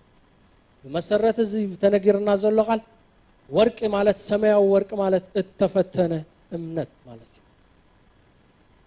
ስለዚ ላውዲቅያ ቀዳማይ ዘድልያ ፍቱን ዝኾነ እምነት የድልያ እተፈተነ እምነት የድልያ ኣሎ ካልኣይ ወርቂ ተባሂሉ ዘሎ ጸርፊ ክርስቶስ ኢለ ኣለኻነ ክሓስብ ከስተንትን ከለኹ ኣብ 11 ዕብራውያን ኩላትና ከም ንፈልጦ ሙሴ ምስ ዓበየ ወዲ ጓል ፈርዖን ከይበሃል ብእምነት ዓበየ ናብቲ ዓስቢ ጠመቶሞ ካብ ንግዚኡ ብሓጢኣት ባህ ዝብሎስ ምስ ህዝቢ ኣምላኽ ደኣ መከራ ክጸግብ ሓረየ ካብ መዝገብ ግብፅስ ነቲ ጸርፊ ክርስቶስ ኣዝዩ ብዙሕ ሃብቲ ገይሩ ቆፀሮ ኣሜን ምድራዊ መዝገብ ደኣ ካብ ናይ ላውዲቅያ ተደይ በዚሑ ኣይውሕድን እኳይ ኣምዳ ፈርዖን ዘሎ ቤተ መንግስቲ ዘሎ ወርቂ ምድራዊ ሃብትን ክብረትን ካብ ናይ ላውዲቅያ ይበዝሕ ሙሴ ግን እምብለይ ምስ ህዝቢ ኣምላኽ መከራ ዝጸግብ ካብ መዝገብ ግብፂ ንዓይ ክብረተይ ጸርፊ ክርስቶስ እዩ ኢሉ ጠንጢንዋ ኩራት ንጉስ ከይፈርሐ ብእምነት ንግብፂ ሓደጋ ውፃእ ካብ ላውዲቅያ ሕደጋ ድሕራብ ኣለኻ ኮይንካ ውፃእ ጸርፊ ክርስቶስ ሕሸካ ተፈተነት እምነት ሕሸካ እሱ ይሕሸና አሜን ስለዚህ ቀዳይ ጴጥሮስ 4:12 ቀዳይ ጴጥሮስ 4:12 ከም ዝብል ቃል ኣለና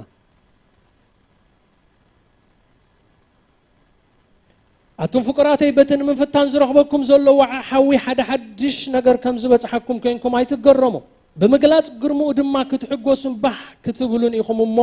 ኣብቲ ስቃይ ክርስቶስ ሕቡራቱ ካብ እትኾኑስ ተሓጎሱ ዳ ምእንቲ ስም ክርስቶስ እንተ ተጸረፍኩም እቲ ናይ ክብርን ናይ ኣምላኽን መንፈስ ኣባኻትኩም ይሓድር እሞ ብፁዓን ኢኹም ክብረት እዚ ወርቂ ዝብሎ እግዚአብሔር እዚ ምእንቲ ስም ክርስቶስ እትጸረፍ ክትሓስር ትዋረድ ከለኻ ንክርስቶስ ክትነብር ከለኻ ንክርስቶስ ዋጋ እንዳኸፈልካ ንእምነት ክትነብር ከለኻ ንሱ ኣብ ሓደ ዕፁብ ገዛ ዝልል ስለ ዝወዓልካ ጾታ ገዛ ክትጻወት ስለ ዝወዓልካ ኣይኮነን ስለዚ ቀዳማይ ፍታሕ እዚ ካልኣይ ሕፍረት ዕርቃንካ ምእንቲ ከይቅልዓን ክትክደንን ጻዕዳ ክዳውንቲ እዚኣ ድማ ነታ ዕሩቕ እትብል ኣድረስ ንምግባር ዘምጻያ ክትክደን ሕፍረትካ ከይቅልዕ ምናልባት ቅድሚ ሕጂ ኣብዛ መድረኽ እዚኣ ተዛሪበላ ኣለኹ ብዛዕባ ሰናይ ግብሪ ሓደ ካብቲ ክዳን ተባሂሉ ዘሎ ሰናይ ግብሪ እዛ ማሕበር እዚኣ ሃፍታም እያ ብሰናይ ግብሪ ግን ድኻ ሰናይ ግብሪ ቻሪቲ ጥራይ ኣይኮነን ንድኻታት ንጽጉማት ምሕጋዝ ጥራይ ኣይኮነን ዓሚቕና ኣብዚ ተዛሪብናሉ ኢና ሰናይ ግብሪ ትርጉም ሕጂ እንደግሞና እዛ ማሕበር ሃፍታም ብሰናይ ግብሪ ግን ድኻ ኣብ ቀዳማይ ጴጥሮስ ምዕራፍ 2 ዘለዎ ኣንስቲ ክዛረብ ከሎ ጴጥሮስ ነተን ኣንስቲ ድማ ብስሩሕ ርእሲ ብዕናቕን ብውርቅን ብክቡር ዘጌፀ ክዳውንትን ዘይኮነስ ብሰናይ ግብሪ ክስለማ ንገር ኣሜን ክዳና ንማሕበር ክዳና ሰናይ ግብሪ ክንስለም ከለና ብሰናይ ግብሪ ክትለማ ብወርቂ ይኮነን ብክዳውንቲ ኣይኮነን ይብል ሓደ ስልማት እሱ ካልኣይ እቲ ክዳን ወይ ሰናይ ግብሪ ትስለሞ ድማ ንብቕዓትካ ይገልጽ ምኽንያቱ ኣብ ሳርዴስ አንተ ወይ ተንኪፈ ነይረ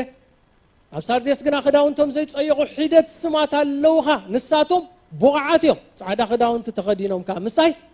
ክመላለሱ እዮም ስለዚ ንብቕዓት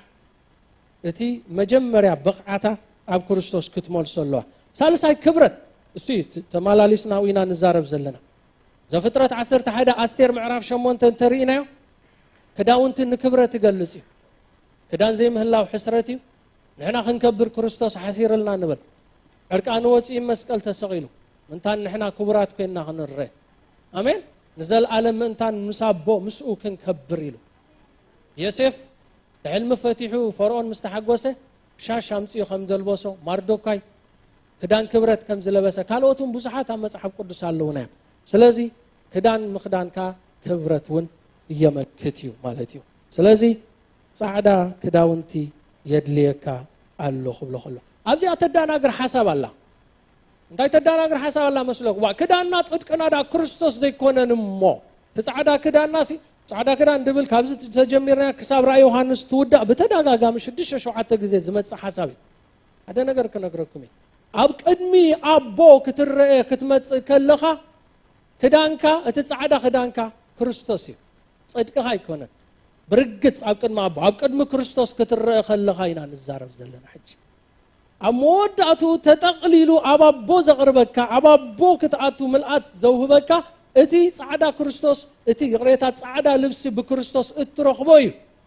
ኣብ ኣቦ ንምእታው ምልኣት ዘውህበካ ናትካረሉ እኳ ብርግጽ እንተሃለወ እዚ ንዛረበ ዘለና ግን ማሕበር ኣብ ቅድሚ ክርስቶስ ክትመላለስ ከላ እዩ ናይ መወዳእታ ምእንቲ ክትርኢ ንዒንትኻ ክትኳሓለሉን ኩሕሊ ካባይ ክትዕድግ እመኽረካ ኣለኹም እዚኣ ድማ ነታ ዕውር ኢኻ እትብል ነገር ኣድረስ ንክገብር ክልተ ነገር ኢልዎ ሓደ ክትኳሓለሉ ካልኣይ ከዓ ክትርኢ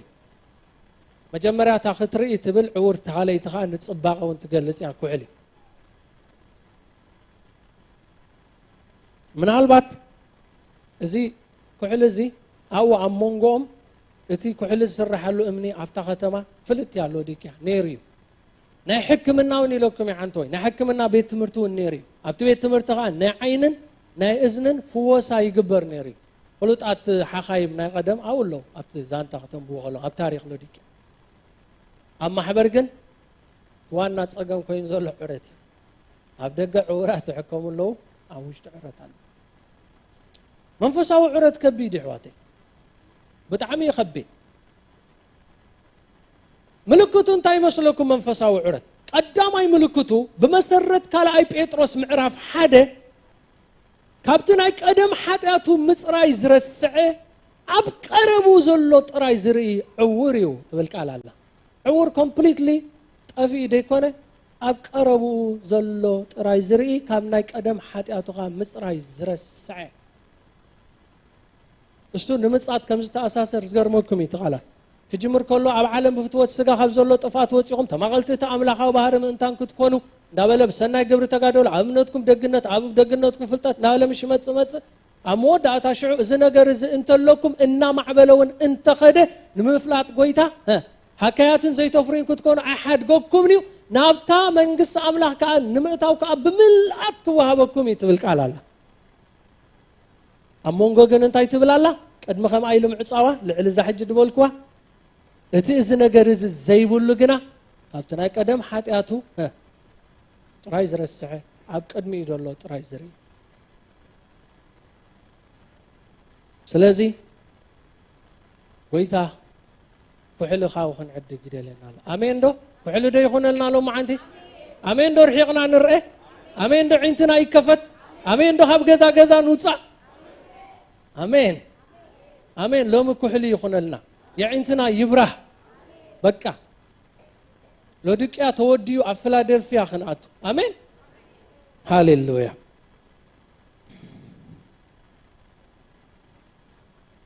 ካልእ ዕረት ፀገሙ ሙሩኺ ዝገብረካ ኩሉ ግዜ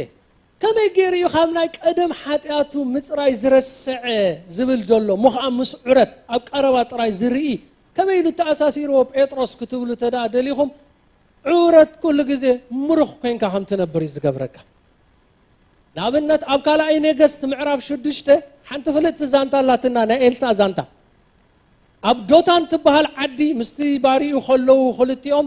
نقول سوريا مس إسرائيل تفلتوا يخم زانتا يمكر يفشلو يمكر ومن يلبو مس نقول إسرائيل نو إلا زبهال الله بحلفين يخا خوين كات تزارب كهدفل كيدو حزوه تبهيلو ندوتان كحزوه مسموتو وإجابير بعورة وقعية مسولو بعورة مستوعد سراي عم بقولوا تام قد خريئكم إن دابله حزوهم تخبيلوسي نافتان هاي تصلا يوم رئيس كتما سماريا كف بيلامسيو مروخات عورة مروخ يزقبرك خند زهلو أتصواري هلخ نحاد السب سراويت سوريا زلو تصوار حزم متيم بعورة مستوعدنا بزي زغنا وق تخيلهم أب مركو عورة مروخ يزقبر حواتي That's why كحل زدلين نازل حتى أتكتاي دي زقبر مروخ بارع تجزء زبالة خلو ويجزاء يخاد زبالة باريو يخاد حتى أدين تصدقي سلازي كم مركو ناي مرد مركو خو نخيلي تراي ناي حتى أتايكون ناي نابرا مركو بزح مركو يزول سلازي عندنا خفت جن كحل يدلين نالو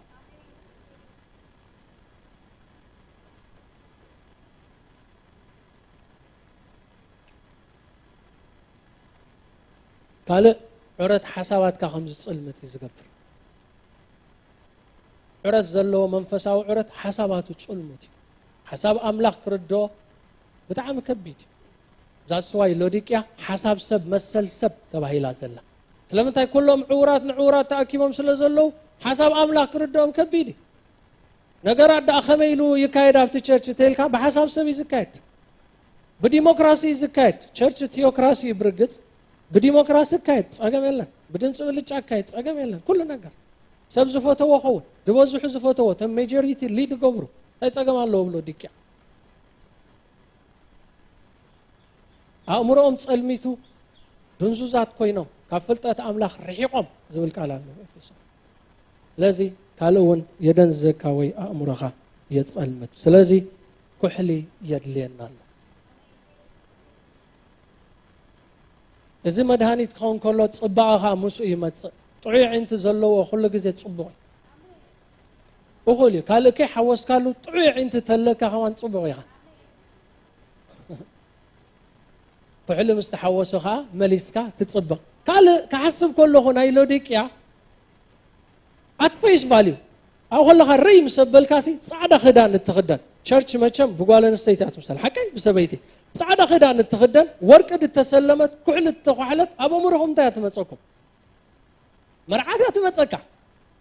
سلازة تودي تجزي مرعى أخي لولا لوديك استخف قال علخي در لي كده صعد خدان تورق خحلي تدالوي مرعى ويمتصال له هاي يسمع أسوأ ناي مودة ناي مسات شرشي عيلنا نزار بالله ما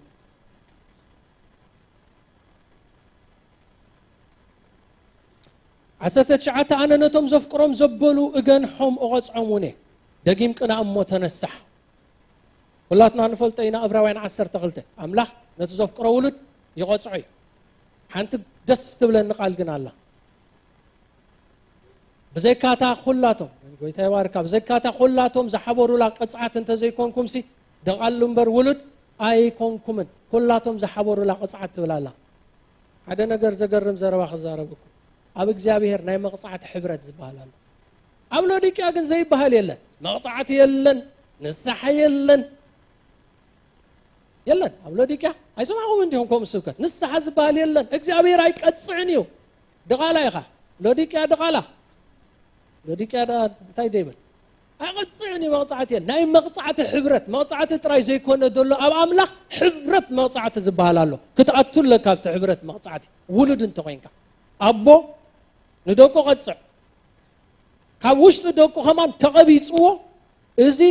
ندحر قبيصو خلاتنا بزعبنا له بهلي ابت مقصعات زفلت بهلي سلا زعبنا ندحر قبيصو نزوم دق اي تراي اي تلكملي تدلي خا نطير كاوتو تدلي خا سخر كاب ايدي وصايغا اي قصعوني نزيوم تراي كي تدكميلو نتوم حيدت سمات تراي دحلو እሱ ግን ልብህ ገብር እንተ ጀሚሩ እንታይ ዝኸውን መስለኩም ቁርብ ገብር ተጀሚሩ አቦይሲ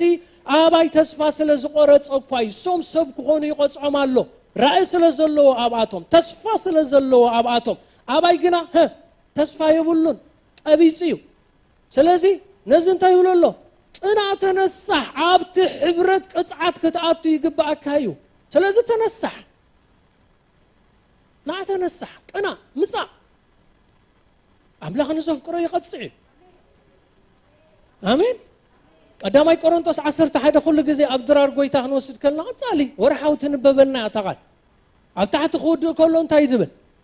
ምስ ዓለም ምእንታን ኮይንኹነን ኢልዩ ሕጂ ብጎይታ እንታይ ንኸውን ኣለና ብጎይታ ንቕጽዕ ኣለና ዋይ ምስ ዓለም ምእንታን ኮይንኹነን ተዳ እግዚአብሔር ቀቢጽካ ስድ ክትከይድ ንፍትወት ርእስኻ ይሕሊፉ እንተይብካ ምናልባት ምስ ዓለም ጽባሕ ክትኩነን ትኽእል ኢኻ የለን ውሕስነት ዝበሃል ስለዚ እንታይ ኢልዎ ምስ ዓለም ከይትኹነን ሕጂ ብጎይታ ንቕጽዕ ኣለና ኦፍ ኮርስ ኣሎ መቕጽዓትን ኣሎ ምፈረቓን ኣብ ሎዲቅያ ግን የለን ኣብ ሎዲቅያ ንስሓ ተነሳሕካ ኢልዎ ሕጂ በቃ ተነሳሕ ተመለስ ኩዕል የድልየካ ኣሎ ወርቂ የድልየካ ኣሎ ግደፎ ኩሉ ነገር ናብቲ ዋና ነገር ተመለስ ክብሎ ከሎ ሎዲቅያ እንታይ ኢላ ትሰብኽ ንስሓ ቀደም ተሪፍዩ ትብል That's very unfortunate ዕስራ እንሆ ኣብ ደገ ቤት ደው ኢለ ኳሕ ብል ኣለኹ ሓደ እኳ ድምፀይ ሰሚዑ ማዕፆን ተኸፈተለይ ናኡ ከኣቱ ምስኡ ከዓ ክድረር እየ ትኹሉ ንብሎ ፀናሕና ሕጂ ትሽግር እንታይ እዩ ንጎይታ ደፊኣ ኣብ ደገ ውፅኣቶ ኣብ ውሽጢ ትዘልል ኣላ ብዙሕ ነገር ፆታ ቆልዑ ይካየድ ኣሎ ጎይታ ብደገ ኮይኑ ይኾሓል ታስእሊ ኩላትና ንዝክራ ኢና ታ ኣብ ዓድና ኣብዙኳ ብዙሕ ኣይርኣነ Christ the light of the world ትብል ነቲ ሰኣላይ ሓቲቶም እንግሊዛዊ ሓደ ግዜ ዋታ ስእልሲ በዚኣ ፋኑስ ደን ዝበሃላ ዘና ዓድና ነብራ መብራህት በዚኣ ሒዙ ኣኽሊል ገይሩ ክራይስት ይኹሕኩ ሓፍታ ስእሊ ማዕጾ ሓንቲ ነገር ተጋጊኻ ኢሎሞ ተጋጊኻ እዚ ማዕጾሲ መኽፈቲ ደይብሉ ከመይ ተዓነስ ስእሊ ኢሎስ ኣይተጋግኹን ተመኽፈቲ ብውሽጢ ይደሎ ታ ቸርች ኣትኸፍቶ ከፊቲ ኣቱኒ ትብደገ ድመጽ ኢየሱስ ጀንትል ኣምላኽና ፈቃድ ሰባት ይሕሊ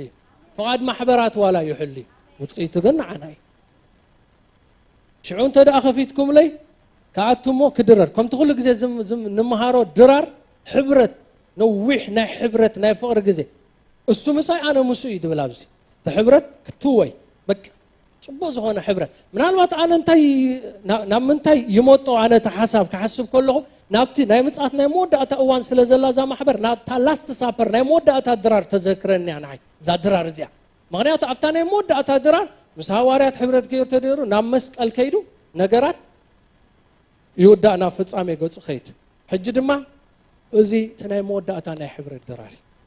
ብድሕሪና ፍጻሜ ኸይድ እንታይ ክኸውን እዩ ዘመነ ቸርችኻ ከብቅዕ እዩ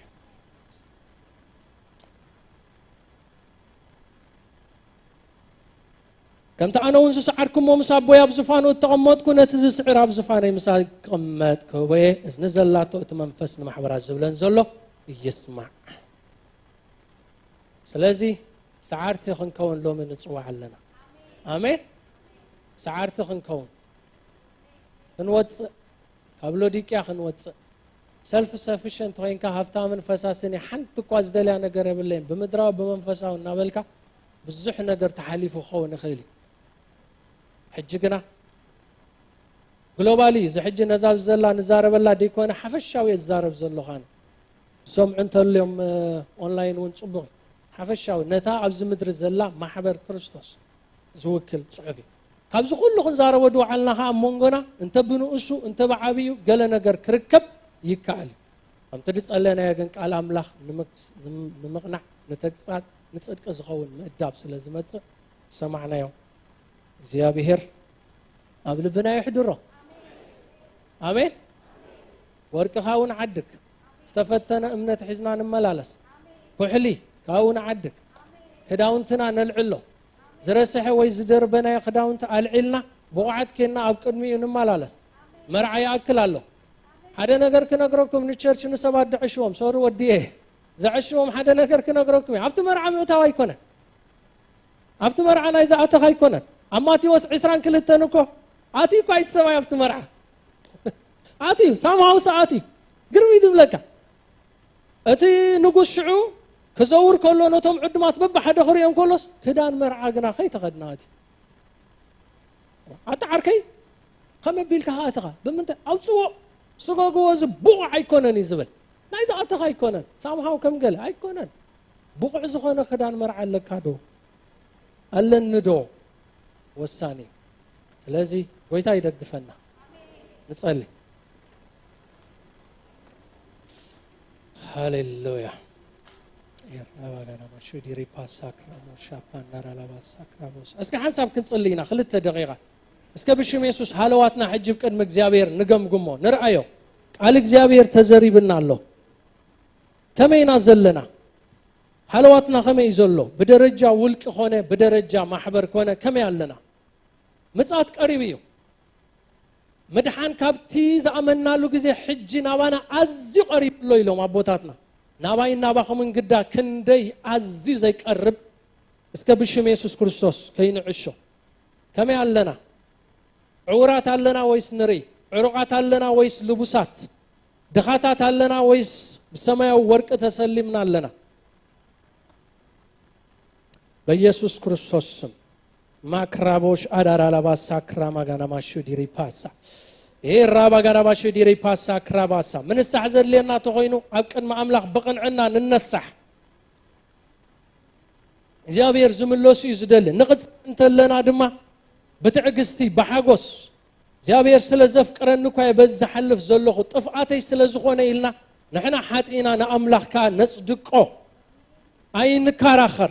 اتوم بمقصعتي برقص بمقصعتنا حلف كم زلنا نفلت تغينا كم تناي داويت يقبع النيو نابلنا أملاخ نصدقه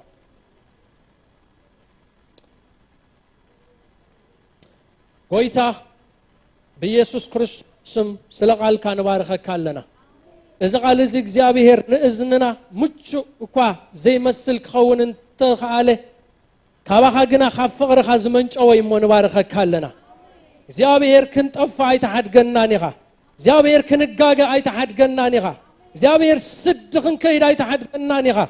زيابير كمتي ابعداقا تغميتهم عرقتهم زصوعوناي غزا غزا ولدو خوينا خنترف اي تحد قنانيغا ابو لومي بقال كان محبر كاسلز ترخب كالا تبارخ اكزيابير نزبغا بقال كاسلز ترخب كالو تبارخ ابو سلزلبم كانا سلزطبب كانا نبارخ كالنا اكزيابير مغيرو سلازخونه لنا እግዚአብሔር نبارخ كالنا بزح ነገር ተዛሪብ ካና አብ ልብና ዝተርፍ ነገር ሒዝና ስለንኸይድ نبارخ كالنا እግዚአብሔር ደጊም ድሕር ሎሚ አብሎ ድቅያ ስለዘይ ንመላለስ እግዚአብሔር ናትና ርእይቶ ናይ ሰባት መሰል ዘይኮነ እግዚአብሔር ቃልካን ፍቃድካን ስለንቀድም نبارخ كالنا እግዚአብሔር ፍቃድና ዘይኮነ መሰል ሰባት ዘይኮነ ርእይቶ ብዛሓት ዘይኮነ እትትኹል ቃልካ ይቀዳማይ أبو وتسلطان زلوا عالكاي قدامي بيسوس كريستوس سم أبقبائنا زتقاقين تولو لهم مئرام يخون أبقبائنا እግዚአብሔር عينو زدب ززن تولو لهم كعل خايم تعالو እግዚአብሔር أبقبائنا زعرق عرقانو زرق زحفرن تولو بشم يسوس كريستوس نازرتاوي أبو بناتك خبري يسلم እግዚአብሔር ناتك خبري يلبس እግዚአብሔር أمرو هزبخا يتعراري حسابنا يمعراره أم خرخان نؤتو እግዚአብሔር عشنات يودع እግዚአብሔር أبو نسب منبار يودع نرأسنا منبار يودع بنازرته بقيتا بيسوس كريستوس حجي منفسكا يمتع يدقفنا እግዚአብሔር بيسوس كريستوس نقرنا يكأير دعر دقيم تاريخنا يكأير እግዚአብሔር بوعات كوينا فتمرعا مساخا حبرت كلونا أبونا فتا منقصخا بملعات مئتاوك وهبنا بنازرته بقيتا بيسوس منفسكا خدقفنا نلمنا كالنا እግዚአብሔር سباتنا نقاقينا نودغينا بزح حسرتات لنا እግዚአብሔር نسخاقنا ملعات تقبرنا يغا نسخا እግዚአብሔር بوعات تقبرنا يغا እግዚአብሔር حانتس لبناك سبر حانتس فقادكا يخون كنبليمو كم تفقدك እግዚአብሔር አብ ሰማይ ዝኾነ ከምኡ ፍቃድካ ኣብዛ ማሕበርና ይኹን ከም ትፍቃድካ እግዚአብሔር ከም ትዝራእኻልና ንዓና አሜን ንብላለና አሜን ንብላለና እግዚአብሔር ነገራት ይቀየር እግዚአብሔር ካብ ሕጂ አቦ በሐድሽ ምምልላስ ኣብቲ እግዚአብሔር ቁኑዕ ዝኾነ መንገዲ ቀጥልና ክንመላለስ ክንክል ጸጋኻ ኣብ ልዕሌና ይምጻእ እግዚአብሔር ንባረኸካ ኣለና ተባረኽ ብሽም ኢየሱስ ክብር ንዓኻ ይኹን ሃሌሉያ ጌታ ይባርኩ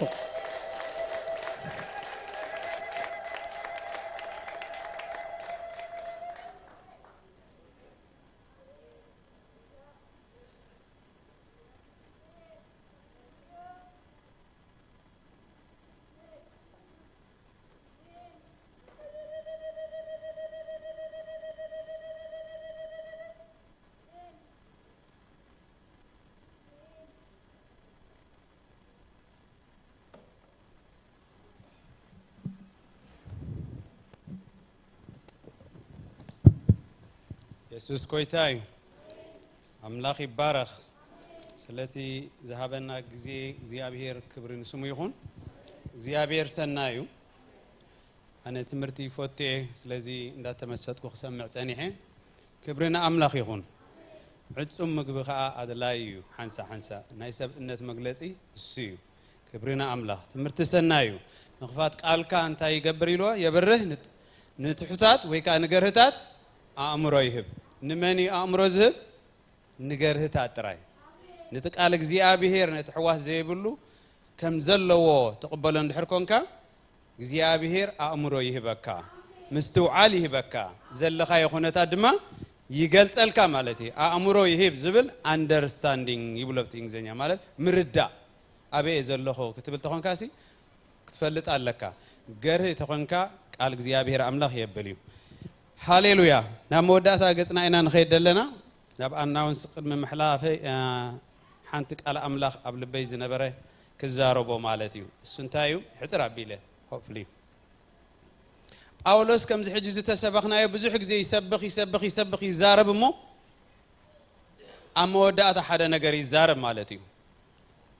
ከምዚ ሰሚዕናዮ ዘለና ማለት እዩ ብዙሕ ነገር ኣብነት ኣብ ፊሊፒ ምዕራፍ 3 ከምዚ ኢሉ ብዙሕ ተዛሪብዎም ብዙሕ ሚዕድዎም ብዙሕ ነገር ምስተዛረበ ኣመወዳእታ እንታይ ኢልዎም ብዝተረፈሲ ሕዋተየ ብጎይታ ባህ ይበልኩም ብጎይታ ባህ ይበለና ሕዋተየ በተረፈ ይብሉ ምሓሩ መዛዘምቲ ነገር ኩሉ ሓደ ሰብ ክወስዳ ዘሎ እንታይ ብጎይታ ባህ ይበለና ጎይታ ምልኣትና እዩ ኣብ ቅድሚ ገጽካ ናይ ሓጎስ ጽጋብ ኣሎ ስለዚህ በጎይታ ባህ መባል ማለት እንታይ እዩ ክብል ከለኹ በጎይታ ከመይሊ ባህ ድብለካ እንድሕር ኮይኑ ጎይታ እንታይ ኢሉ ኣቱም እትጽዕሩ ጽር ዝኸበደኩም ናባይንዑ ኣነ ካዕርፈኩም ስለዚህ ዝበሃል ዘሎ ኣበይ ኣሎ ኹነታትና ብዘይገድስ ክርስቶስ ካዕርፈካ እንድሕር ኮይኑ ብክርስቶስ ባህ ክብለና እንተ ኮይኑ ናብ ክርስቶስ ምምጻእ ኣገዳሲ እዩ ኣማራጺ የብሉን ናይ ግድን እዩ عرفتي اب كريستوس يسوع قال اي سبكت كيكونكم هاليلويا እግዚአብሔር ይመስገን ኢየሱስ ይعرفው ከመይ ጌርካ አኻና اب ክርስቶስ ትመጽ ሙሮ ፈት ይብለኩም አለሁ ከመይ ጌርካ ከተመጽ ኢየሱስ ጎይታዬ መባል ጥራይ አይኮነን እቲ اب ክርስቶስ ኢየሱስ ዝነበረ ሐሳቡን አባኻትኩም እንታይ ይኹን ይሃልኹም ክርስቶስ ትሕትና ኣሎ እዚ ሁሉ ትምርቲ ክበሃል ከሎ ንምንታይ አይደድልን እንድሕሪልኩም ካብ ሐሳብ ክርስቶስ ሰብ ስለዝወጽ እዩ ካብ ሐሳብ ክርስቶስ እንድሕር ወጽኢኻ እዚ ክንድዚ ዝኣክል ምህሮ ይመጽእ ኣብቲ ናይ ክርስቶስ ሐሳብ እንድሕር ኣቲኻ ግን ናብቲ ዕረፍቲ ክርስቶስ ክትኣቱ ናይ ክርስቶስ ሐሳብ ክስልጥን ኣለዎ ኣብ ህይወትና ኩሉ ክንዛረቦ ይንኽእል ኢና ናይ ክርስቶስ ሐሳብ እንታይ እንድሕር ኢልካ ሓደ ጎይታ ዕጉቢ ደይብሉ ኸለስ ዕጉቢ ጎይታ ኢየሱስ ዕጉቢ ጠሚ ይፈልጥኒ ክብርና አምላክ ስለዚህ ናይ ክርስቶስ ሐሳብ ይሰልጥን ኣብ ነፍስ ወከፍና ይሕዋት ሲምፕሊ ክርስትና ያ ብሄር ይመስከን እንድሕር ዘይ ዓረፍካ ኣለኻ ኾንካ ኣታ ትጽዕር በትናተይ ሐሳብ ተቀበሎ ዕረፍ ናብ ዕረፍ ትእቶ ኣታ ሸበድበት ትብል ዘለኻ ኣታ ትሽገር ዘለኻ ኣታ ትሻቀል ዘለኻ ክርስቶስ ዕረፍቲ ናይ ክርስቶስ ሐሳብ ኣበኻ ይቶ ህዳ ማለት እዩ እግዚአብሔር ይባረክ ክብርና አምላክ ስለዚህ ናይ መተንባህታ ከሐልፈ ስለዚህ ኩሉ ምህሮ እንድሕር ኣለዎ ጎይታ ኢየሱስ ይባረክኩም እግዚአብሔር ዝተመስገነ ይኹን ሓውና ወንጌላዊ ግደይ ቅድሚ 2-3 ዓመት ውን ምሳና ኮኔክት ገይሩ ኣብትዘለዎ እግዚአብሔር ጸጋብ ዝሕሉ እግዚአብሔር ንውሽጡ ደሪኽዎ ብወንጌል ዝተጋሐዊ አማኒቶባ በዓል ዊኒፔግ ኣብቲ ከባቢ ኣብ ኩሉ ካናዳ እናዞረ ወንጌል ዝሰብኽ ወንጌል ዝነግር ሓዊ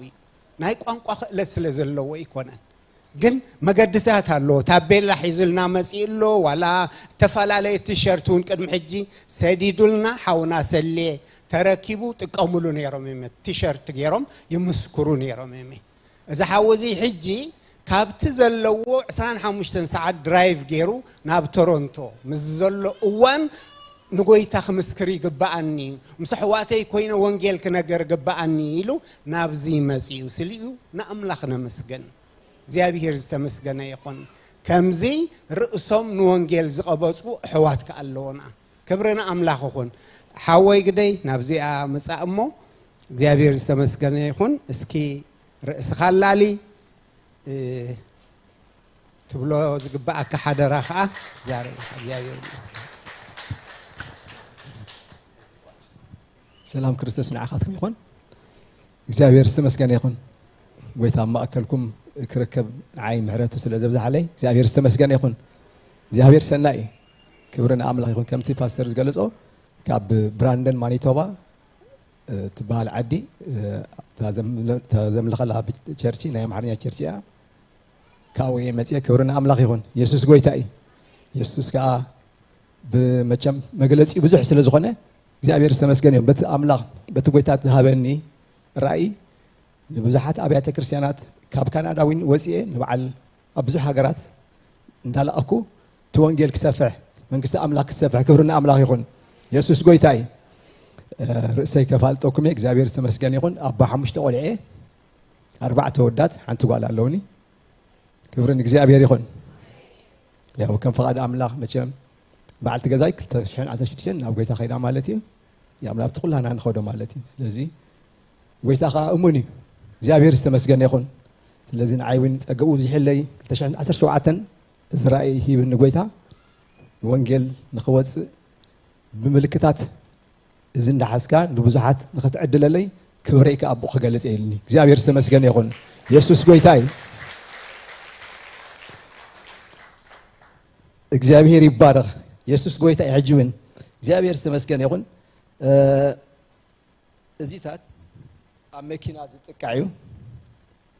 ያው መልእኽቲ እዩ መልእኽታት ብዝተፈላለየ መንገዲ እዩ ዝገብሮ እዚ ሕጂ ኣብ መኪና ምስ ተቃዕናየ ማለት ብዛዕባ Jesus will never be late ኢየሱስ ኣይድንጎን ይኽመጽ እዩ ስለዚ ሕጂ ነቶም ዘንብብዎ ማለት ይመጹኻ እዮም ይሓቱኻ እዮም ስለዚ ነቲ ተሓቱኻ መልእኽቲ መልሲ ከዓ ትራክ ትብፂኻ ካብ ጅባኻ ተውፅኦም ሙሉእ ሓሳብ ክቦም ማለት እዩ ብዛዕባ ክርስቶስ ዝገልጽ ማለት እዩ ኢየሱስ ጎይታ እዩ እዚአን ከዓ እዚን ቲሸርት እዚአን ኣብ ሮሜ ምዕራፍ 10 ዘላ ቃል እያ ነቶም ወንጌል ዝሰብኩ ወንጌል ዝምስክሩ እዚ ተኸዲኖም ምዚ ታቤላ እዚ ሒዞም ኣብቲ ጎደናታት ኣብ ስቶባት ቦታ ጠጠው ክብሉ ከለዉ ሕጂ መልእኽትና ነመሓላልፍ ምክንያቱ ብዙሕ ግዜ እንተራሪእና ኣብዛ ዓዲ ብመኪና ብዙሕ ሰብ ዝንቀሳቐስ ኣብ ስቶፕ ኮይንካ እዚ ምልክት ዝምሰራእኻዮም እዚ ቃል እዚ ህይወት ኣለዎ ክብርና ኣምላኽ ይኹን መልእኽቲ ናይ ጎይታ ኢየሱስ ክርስቶስ ጎይታ እዩ መድሓኒ ዝኾነ ቃል እዩ እቲ ቃል ብዝተፈላለየ መንገዲ እዩ ንስሓ እተው ኢየሱስ ክመጽእ ዝብል ኣለዎ መንገድን ሓቅን ህይወትን ኢየሱስ እዩ ኢየሱስ ፎቶካ እዩ ኢየሱስ ሞይትልካ እዩ ዝብል ታቤላታት ሒዘ መጽእ ዘለኹ ማለት እዩ ስለዚ እዚ ነቶም ወንጌል ዝወፁ ኣሕዋት ኣብ ስቶፕ ኮይኖም ድምስክሩ ካብ ዝገርመኩም እዚ ቲሸርት እዚ ኣብ ሓደ ፓስተር ኣብ ረጃይና ዝበሃል ዓዲ ኮፍ ኢሉ ኣብ ማክዶናል ርኤሞ ሰባት መፅኦም ኢየሱስ መን ኢሎሞ ክትፈልጥዎ ትደልዩ ኢሎም ሕራ ኢሎም ኣብ ማእከል ጠረጴዛ ኮፍ ኢሎም ምስ ነገሮም በኺዮም ትፈልጥዎ ዲኹም ኢየሱስ ተብሎም ንሎማዓንቲ ንመጀመርያ ግዜ ሰሚዕና ኢሎም እሞ ክትቅበልዎ ትደልዩ ኢሎም ምስ ቤተሰቦም ኣብኣ ተንበርኪኾም ጎይታ ተቐቢሎም ኢየሱስ ጎይታ እዩ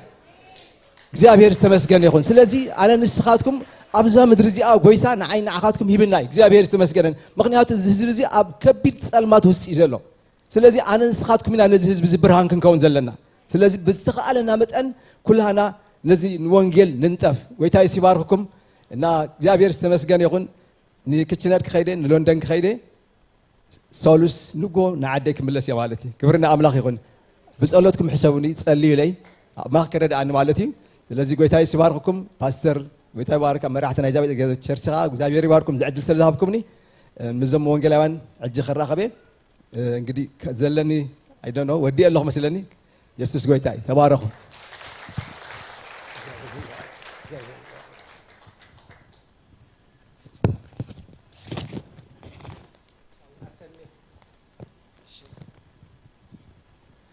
እግዚአብሔር ዝተመስገነ ይሁን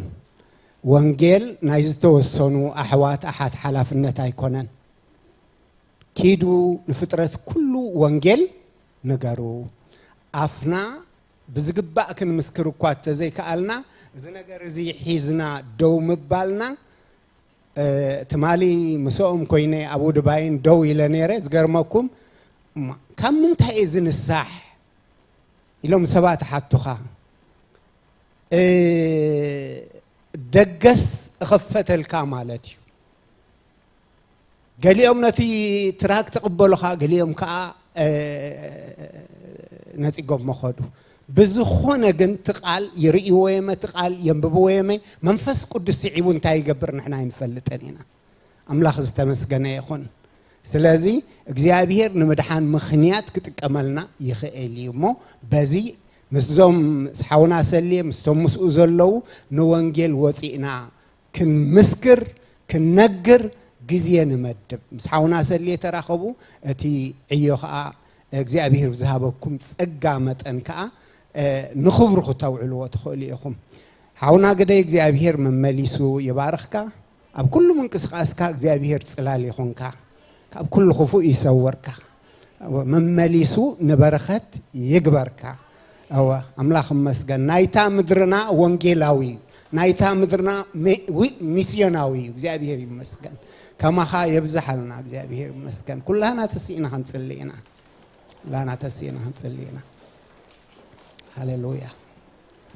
هاليلويا هاليلويا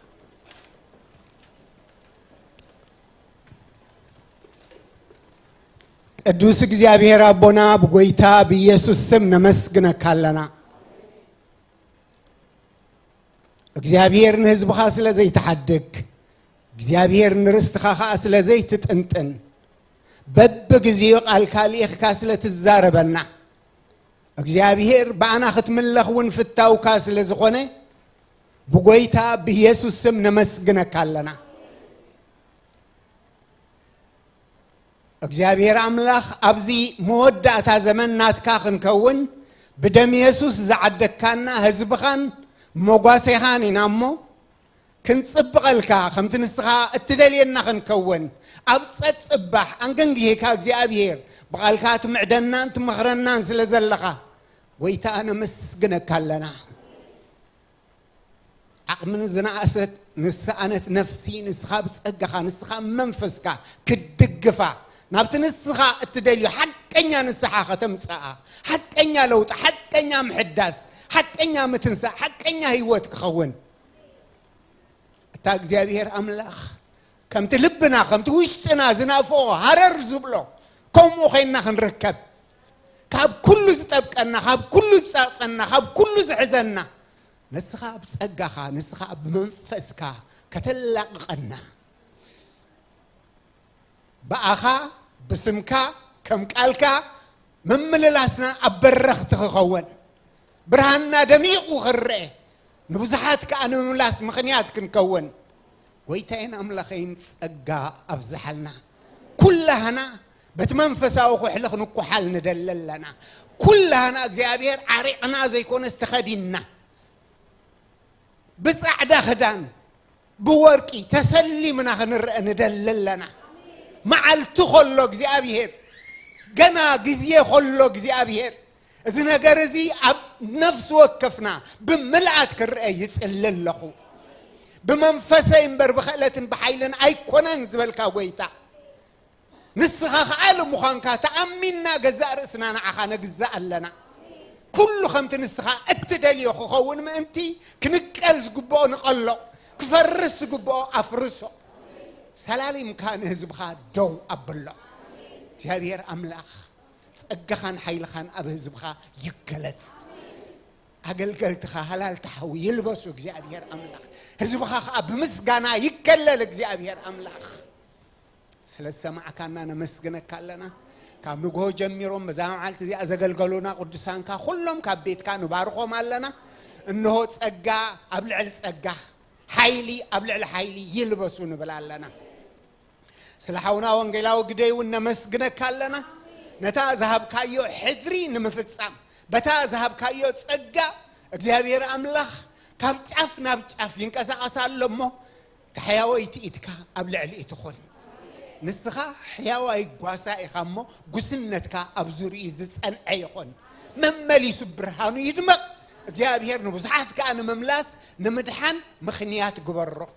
ብኹሉ ንስኻ ፕሮቫይድ ግበሮ ስለ ሰማዕካና ነመስግነካ ኣለና ክብሪ ኩሉ ኣብ ሰማይና ምድር ንዓኻ ይኹን አሜን ሃሌሉያ እግዚአብሔር ይባርኽኩም እግዚአብሔር ይሓልኹም እግዚአብሔር ገጹ የብርሃልኩም እግዚአብሔር ጸጉኡ ከዓ ይሃብኩም እግዚአብሔር ገጹ ይምለሰልኩም እግዚአብሔር ሰላሙ ድማ ይሃብኩም بسم أبون ودن منفس قدوس حدا أملاخ آمين እግዚአብሔር ይባርኽኩም ናይ من شرفتي